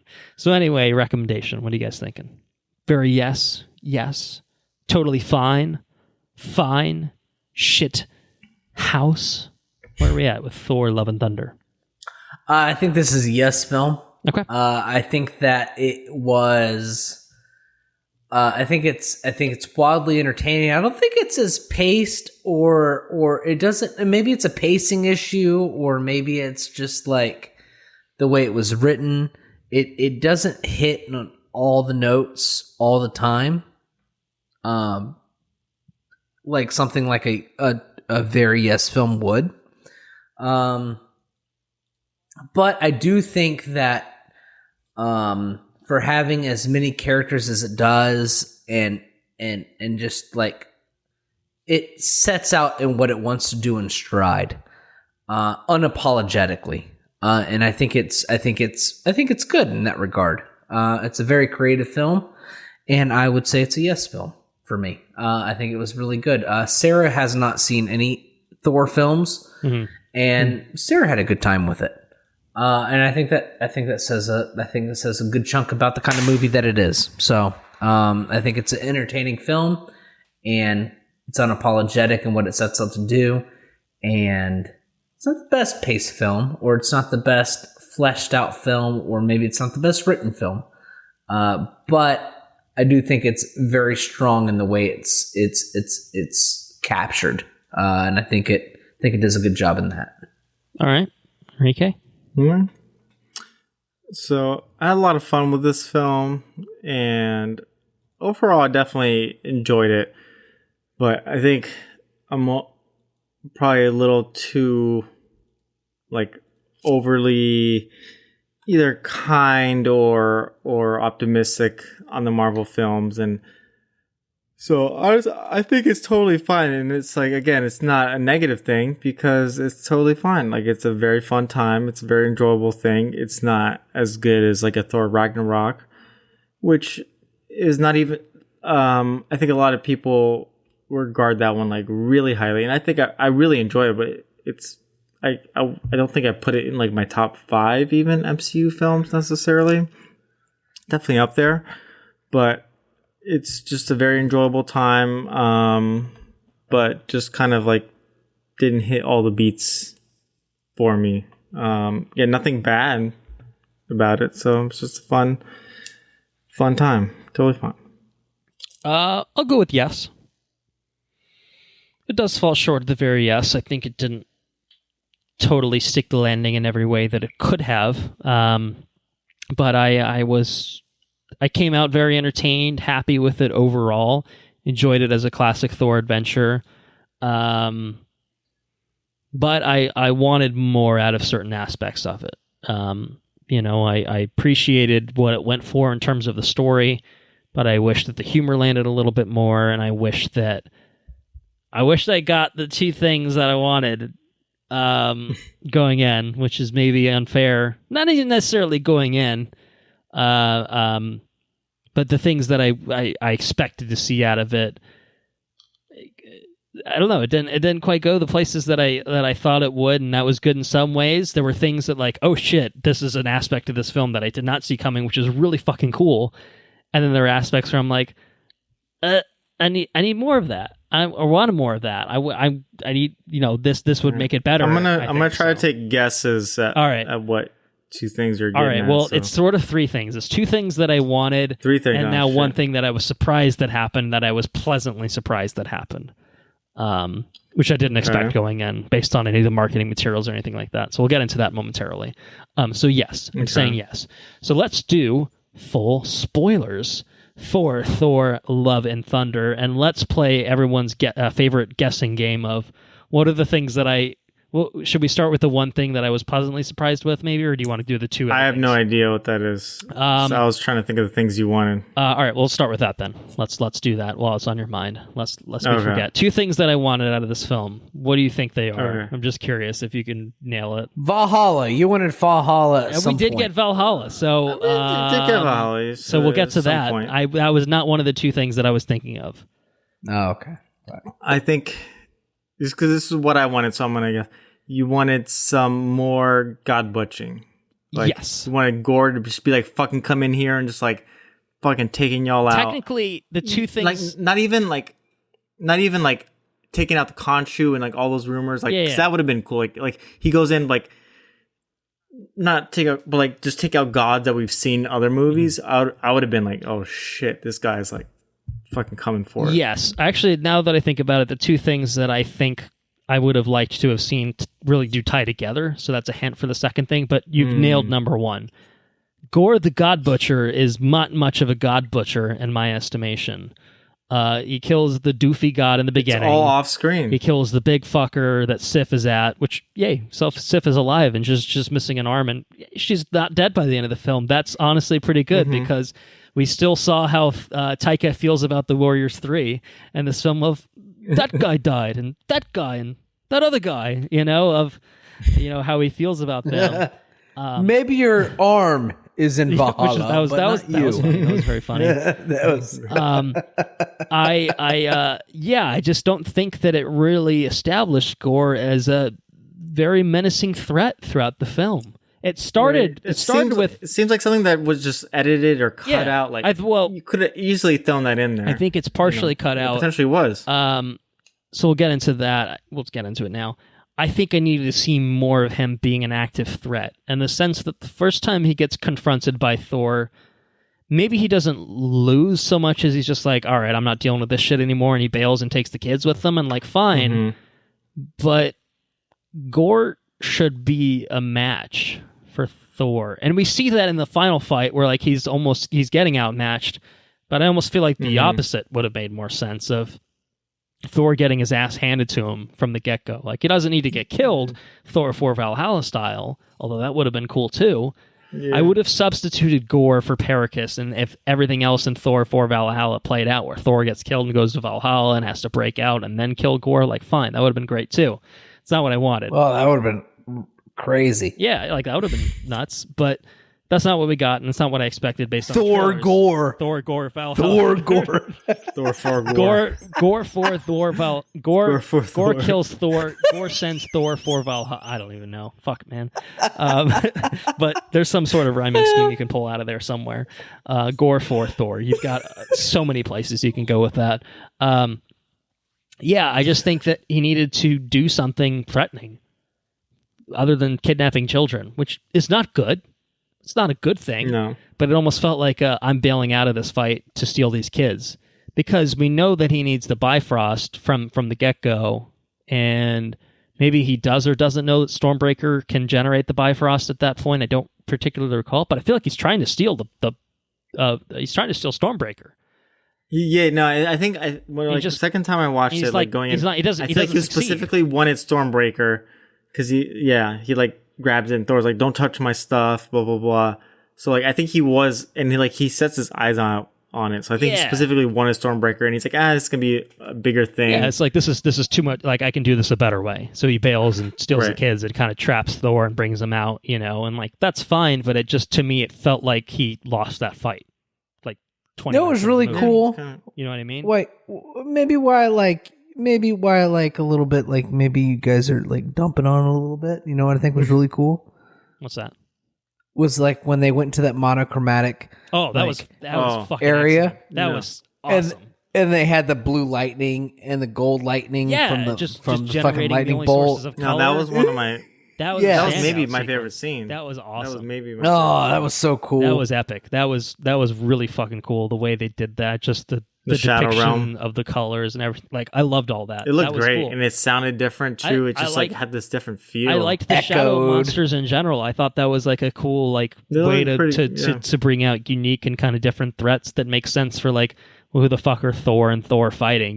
Throughout the course of the movie, if not. Like, I don't need every confrontation with Gore to be Gore with a sword versus a hammer and an axe. You know what I mean? Like, there's a way to do it that's more visually interesting, and I think they did that. I was wondering whether they would get symbiote heavy with it in terms of leaning into the lore from the comics, and they steered completely clear of that. Which I think is, I guess, fine based on where the symbiotes. Gore uses symbiotes. The Necro Sword, I believe, is related to the symbiote. Like, I think like the monsters it generates are usually like symbiote creatures and shit like that, but they just avoided all that. Yeah, it's just easier. I'd tell you something else that I thought was really because of the Sony Marvel something else that I thought was really cool. was cool. Besides the lightning bolt and that whole like thing on the little globe, which I thought was funny when the goats like flew right into the little earth. Oh yeah, that was awesome. Ah! You know, City just crashed right into it. Those fucking goats were awesome. Anyways, something else I thought was totally awesome. And it's kind of funny because I thought it would be wildly annoying, but it wasn't. Was when like Thor's like, kids, grab these things. Yeah. And he's like, and then he's like, be their hearts true, give them the power of Thor momentarily. Yeah. I think he's the like, first time I saw that, I was kind of like, boom! I just need to see kids but it was fight so monsters. cool And because then, he was and then like, afterwards, I was like, okay. but he was like so fun. godly about it, right? Like he was like a god of he was the god of thunder at that point. Give them the power of You're Thor. the god of thunder. Boom. God of lightning. And then there was the whole Yggdrasil thing, like the tree, and it branched out and it hit all the kids and stuff. It was so cool. Like, I think visually too, it's a very visually it was totally awesome. It was very symbolic, and I think it was awesome for there's a lot of things that happen for Thor in this movie that happen like outside of the comedic relief that are like symbolic of the character's growth. Yeah. And I think it's really, really fucking cool. So Yggdrasil coming from Thor and him, at that point when he does that and you see that tree branch out and give those kids his power and stuff, that's him being the Godfather. The not the Godfather, but the fucking God of thunder. Yeah, no, it's him being Odin's son. Odin, you know what I mean? Yeah. He's kind of like taking the new, right? He's taking the reins of being exactly the Allfather. You know what I mean? It's him taking a new role as a character. Mm-hmm. And so yeah, he's a lot of comedic relief because he's just kind of like an idiot a lot of the times, but it's him being more, and it's really cool because it comes in the form of not like. It's not written, and it's not like it's not on the front, but it's symbolic in the imagery, which I thought was really, really, really cool. So that, and then the imagery coming from like him fighting Gore on the little itty bitty planet, which was really awesome. And the fucking, oh man, when they go to the orgy planet. And they had the lightning bolt. Oh, Russell Crowe was totally awesome. Russell Crowe was, dude. You are no longer invited to the orgy. Which I will say, kind of tying into the last episode, the honeymoon. Those ancient Greeks and Romans were some. I saw penises in the pictures that you sent me. Oh, yeah. So that wasn't even the sexual part. That was just for good luck. Pompeii just had a bunch of penises everywhere for good luck. But like you go into the old brothel and they have paintings of sexual acts. And what were they into? Guy's like, well, the Thor guy, the Thor guide. The Thor guy. I wish it was a Thor guy. No, it's just the wrong. But he's like, why do you think they had all these pictures? And he's like, because people eventually started coming here from other places. They don't necessarily speak the language. He's like, what do you do when you're at a restaurant? You like point to something. So you go inside the brothel. You're like, I want that one. Oh man! And it's just like, oh yeah, that one looks good. I'll take that one. So and I'm not a big like not a big orgy participant. Oh, I'm sorry. Go ahead. Not a big brothel partaker. If I got the invite, no. But not a big ancient Greek history person. To the orgy. No longer invited to the orgy. Yeah, Zeus was getting it on as a goose, as other animals. So I'm not surprised he's holding an orgy. That's what Loki did. Yeah, no, he had all sorts of demigods. He's like a fucking horse, and he's fucking shit. Yeah, he's a of snake. Course. And he's fucking shit. He's a swan. Fucking wolves and shit. That's how you get all the demigods come from fucking Zeus. They'll just fuck each other. Basically. Yeah, pretty much. Yeah, well, Zeus is great. He was very, very entertaining. And I like how he just like he throws the lightning and he spins it on his finger and it's like a whole display of him doing shit. I like when he picked his little skirt up as he walked down. That was very funny. Yeah.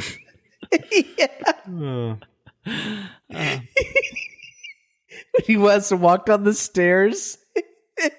You bastard! You want to talk about shit, and he fucking fluffs his fucking skirt.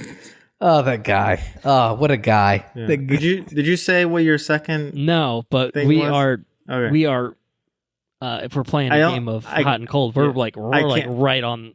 I don't have any good guesses because you said it was kind of related, but I'll take a guess. Okay, go ahead. No, I don't want. I'll take a stab and say you wanted a super gay film like it was promised.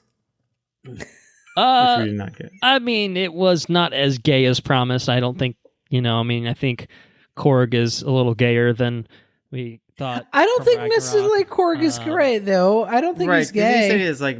He mentioned because it made it seem like the Cronin planet was only males. Yes, but males. About his mom. That's exactly what I thought. I thought all the Korgs were. But Korg said he had a mom. I don't think it's gay within the context of the film itself. I think it's gay as applied to like earthly principles of it's two men and they can have a baby too. Like that's okay.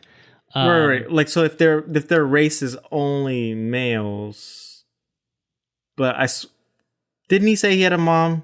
He said something about I'm pretty sure he said he had a mom in Ragnarok, which is, again, why I think of it's just like, I'm going to be a little bit more woke and make my character gay. And it's like, all right, so this is now the second director in the MCU is like, I'm so bold as to play a gay character in the MCU. And it's like, I mean, representation is good.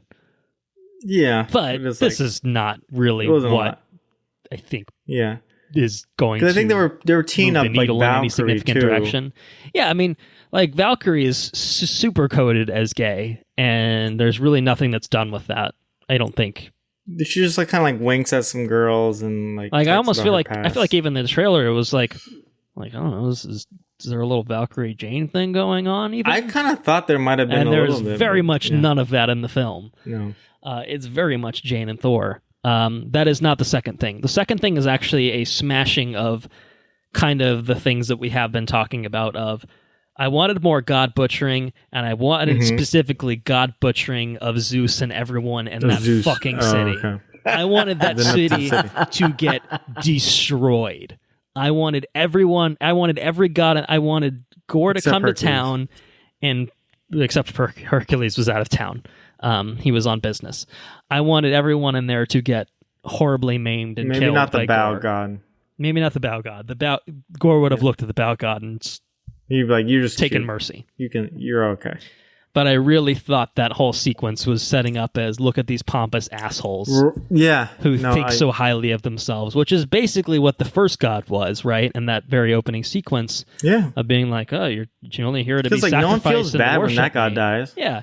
And, like, basically all the gods were like that, except for the Asgardians. Yeah. The Asgardians are like, oh, we've been humbled because, like, we're, like, treated like gods, and then our whole Thanos fucking... wiped out. Like, we've been through some shit, and now we feel like, all right, well, I guess we're just kind of on the same, wavelength as people, and we're coexisting with people, even though we're a little bit stronger and long-living. They live on Earth. But, like, those gods were all assholes. I thought they were all going to get killed. Yeah. And I wanted them to all get killed, and I wanted that to be a big deal of just basically Gore being like, I'm a menacing threat, and also I'm right in the sense that these gods don't give a shit about their people. I thought that could have been an interesting thing to explore of making Gore an interesting character who's like, I am justified in my actions. And like, he's justified in killing the first god for laughing in his face.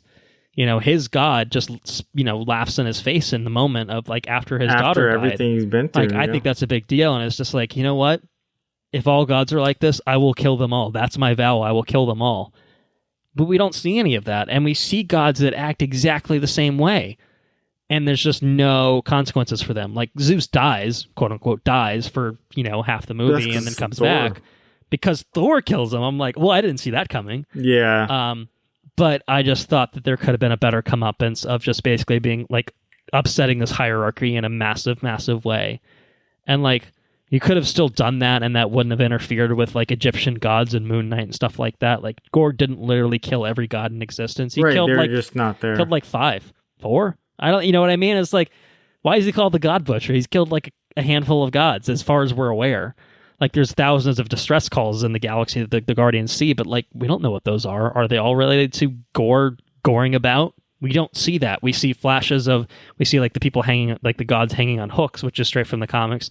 We see the big fallen god with Sif and stuff, which is straight from the comics, but we don't see any of that really.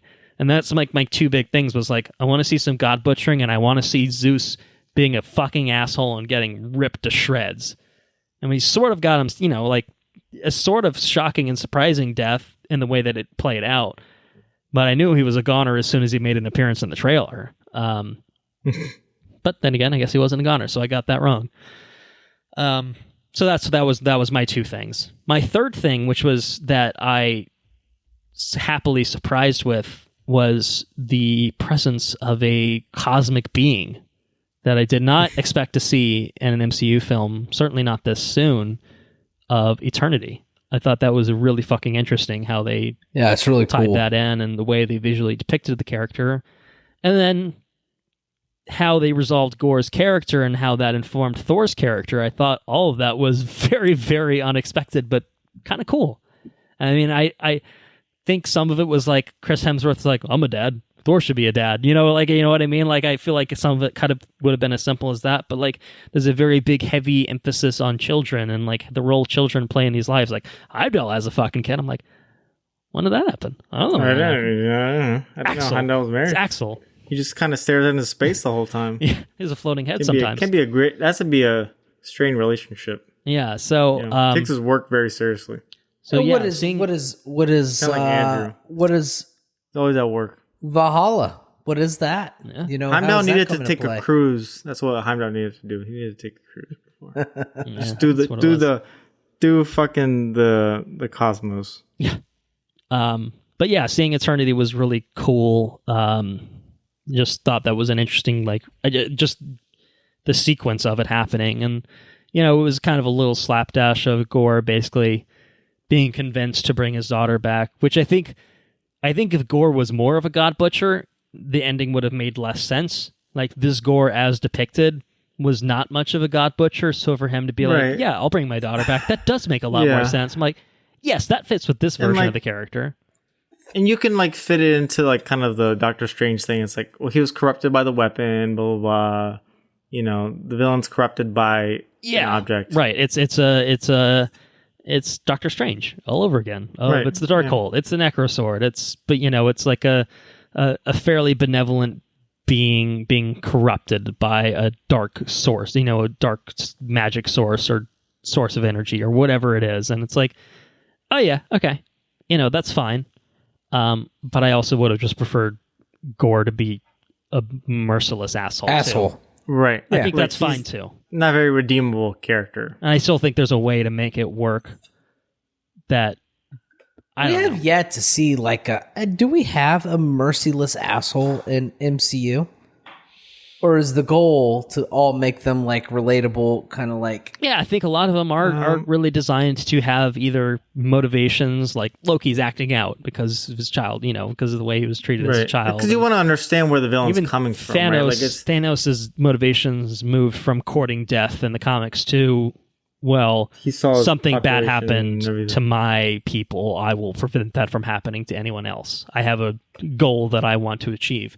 Yes, I will kill half of the universe to do it, but it's all for a good reason, I think. So, yeah, I mean, really, I want somebody that's had a bad event to be completely corrupted and just be... you want a Joker 2 musical. I mean... Yes. I think that's exactly what I want, yes. Like I'm trying to think, like Iron Man, like Ironmonger, he just want money? He's just like, fuck you, Tony, I want your company? I think he just wants money. A lot of it's driven by revenge specifically Revenge of Tony Stark. It's like Tony Stark screwed me over. Yeah, there's a lot of Tony Stark screwed me over. So fuck that guy. Right. But that's not the same. It's Ultron, just like I'm evil. Spider-Man. Like I'm evil, and I want to do evil things and do evil to this world because fuck you. I want like power. Money, I want control of everything. Right. Or like a Doctor Doom would be perfect. Enter a Doctor Doom. That would be a good fit for that. Or a Kang of just dominance. Like I want to dominate this world, this universe. I just want to rule the universe. Yeah. Like give me that. Even I don't know. Even like a God Butcher could be justified as this world is better without gods who don't care about you. Right. I think the God Butcher is a really compelling character. I remember like reading the comics. I was like, I kind of relate to this guy. Like, you just turn on the news for any amount of time and just like see all the horrible shit that's going on, and you're just like, where is our God? Where are our gods? Like, it's just throws you into existential crisis. So I could totally see where Gore is coming from. Like, he's worshipped his God. He's lost his tribe. He's lost his family. He's lost his daughter. And then just to realize that the gods like don't care. And I think you didn't even need to even necessarily have the first god like be as much of an asshole as he did. Just like be like, I just don't care. Like, you're nothing to me. Like, I don't even think about you on my everyday. And like that's really like disheartening. Yeah. To find out. Yeah. So like to know that your gods exist and they could have done something when they didn't that's a lot. And I think that plus a necro sword could drive you to kill a lot of gods. Yeah. Yeah. Guys, it's not to cut anything short, but it's like 1:30. I got to go to work tomorrow. Yeah, well, me too. Me too. All right, well, let's wind this down. The only thing I was going to throw out in terms of potential god butchering that we didn't see, which is like sort of god butchering, is there were scenes involving Jeff Goldblum's Grandmaster and Peter Dinklage's Atri that were cut from the film. Which again, I don't think either of those characters are gods. So whatever. I don't, but Bale said he would have shared the screen with them, which to me implies he definitely murdered the fuck out of them. Which again would have established him more as a tangible threat. It's just, I don't know, like, are they gods? And Lena Headey was also supposed to be in the film, reportedly as another former Valkyrie, but her scenes were cut as well. So 4-hour cut, chopped in half, cut them all, cut all those characters. Release the Waititi cut. The Waititi cut, yeah, maybe. But yeah, I mean, mid-credits scene is the arrival of one Hercules, as portrayed by Brett Goldstein of Ted Lasso, which I haven't watched. Have you watched at all. Ted Lasso, Andrew? No, I heard it was excellent. I did watch. Sarah's dad showed me a sequence where the guy's playing darts. Yeah, and it was I got goosebumps from it. It was actually a fabulous. It's so sequence. Heartwarming. But he's Roy Kent, and he has like a whole thing, and it's fucking great. I love Roy Kent. Nice. Yeah, so I think that's cool. I'm excited to see how they involve Hercules into the future of the MCU. And I need to watch Ted Lasso. Is kind of my thoughts on it, but like, fine. Yeah. There's been a lot of like credit sequences of like, then this character shows up, and I feel like it was very much like a couple phases of the MCU weren't as reliant on like, and it's Harry Styles in the MCU, and it's Brett Goldstein from Ted Lasso in the MCU, and I feel like they're kind of getting pretty heavy with that. Instead of like setting up like an interesting like plot thing. Like I think Shang-Chi did a better job of like, these rings are some weird shit. And I guess even that had like, it was like cameos of previous characters, so it felt a little less like, true. Like look at this stunt casting that we have going on here. But kind of maybe that's the sort of thing that as these things build out, once they come back, then it's like, oh, that was a fun little thing to tease their introduction. I don't know. Post credits is we're in Valhalla, baby. The first visual depiction of Valhalla. where Thor for Valhalla has arrived of sorts. The mighty Thor for Valhalla is actually what we should have called this film, as it turned out. And she meets none other than Heimdall there, which I thought was appreciated surprise, seeing Idris Elba back. And I like that it leaves... I think it was a good resolution to have Jane suit up at the end of the film, spring into action, knowing, like I thought it was, like, a good point that she made. It was like, why the fuck would I want more time, suffering from cancer stage 4 where I have, like, my immune system can't put up a fight because I've used the hammer at this point. Like, I would rather go out on top, and obviously she goes because she's needed and she's kind of, called into action more or less. But I thought it was a nice resolution of her arc to die a heroic battle. Sort of. I mean, it's bending the rules that we established. I had some questions about the whole Valhalla rules and stuff. I think we can either say that she died from a battle against cancer, or Thor was full of shit and just wanted Sif to stay alive and not let her drift off to death. And so he was kind of fucking with her a little bit in the beginning. But either way, I think Jane arriving in Valhalla was a suitable ending, and one I appreciated. And I hope that we see more of that side of the 9 realms explored, because that's one of the few realms that we have no real knowledge of. How does that work in the MCU? Is Odin there? Is Frigga there? Like, who's there? Like, chilling, you know what I mean? Like, Frigga should be there. She died fighting the fucking curse or whatever his name was. Yeah. Because we all remember the Thor of the Dark World very well. Malekith or whatever his name was. So yeah, it's kind of Thor Love and Thunder. Is any other thoughts? Thoughts on that? I know we're running along here. Yeah, we talked a lot about gore. We talked about Thor some. You're kind of getting the Jane Foster bit, and I guess the last little thing is, like, I think this was, like, probably the part they could have delved into more. And, like, I think Natalie Portman, like you were saying, Andrew, was really good in this. And I really liked her as Mighty Thor. I think the costume looks great. Like, she's just, like, it's just a really cool, like, figure with, like, the broken Mjolnir and everything. And the storyline is really interesting. And it's very similar to the comics of, like, she has cancer and Mjolnir. It is, I guess, explains it a little bit better. But, like, basically Mjolnir, like, kicks out all her chemotherapy out of her body. Kind of thing. Right. So she can't, like, use it. So it's slightly similar but different. And obviously the Thor and Jane relationship is, like, the key to this film. Like, the love is one of the love parts of Love and Thunder. And I think the ending especially, seeing her. I wanted to. Right. In the very end with, like, there's literally a love in Thunder. Apparently named Love. Yeah. Yeah. But I think the Jane Foster bit definitely got to me at the end. I think it's a good reason to bring her back, and, like, a good storyline to do it in.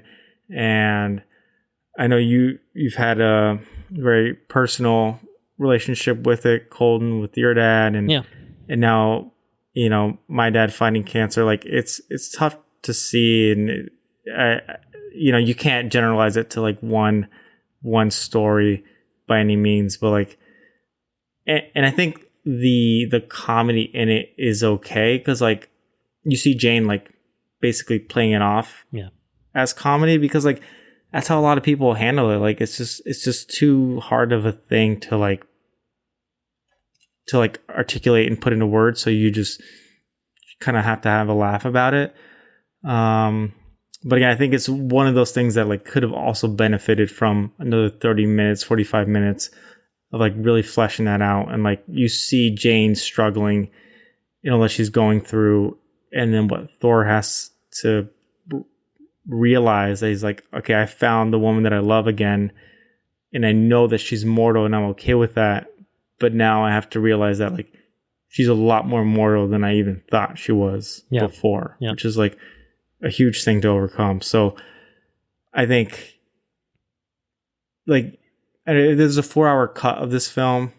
I think if that's explored and the gore part is explored, I think you could get a really, really fantastic story. You know, whether 4-hour film works is a whole different story, but I think it's just there's a lot in here for just the 2 hours that we had. Yeah, it needed a little bit more, I think, overall.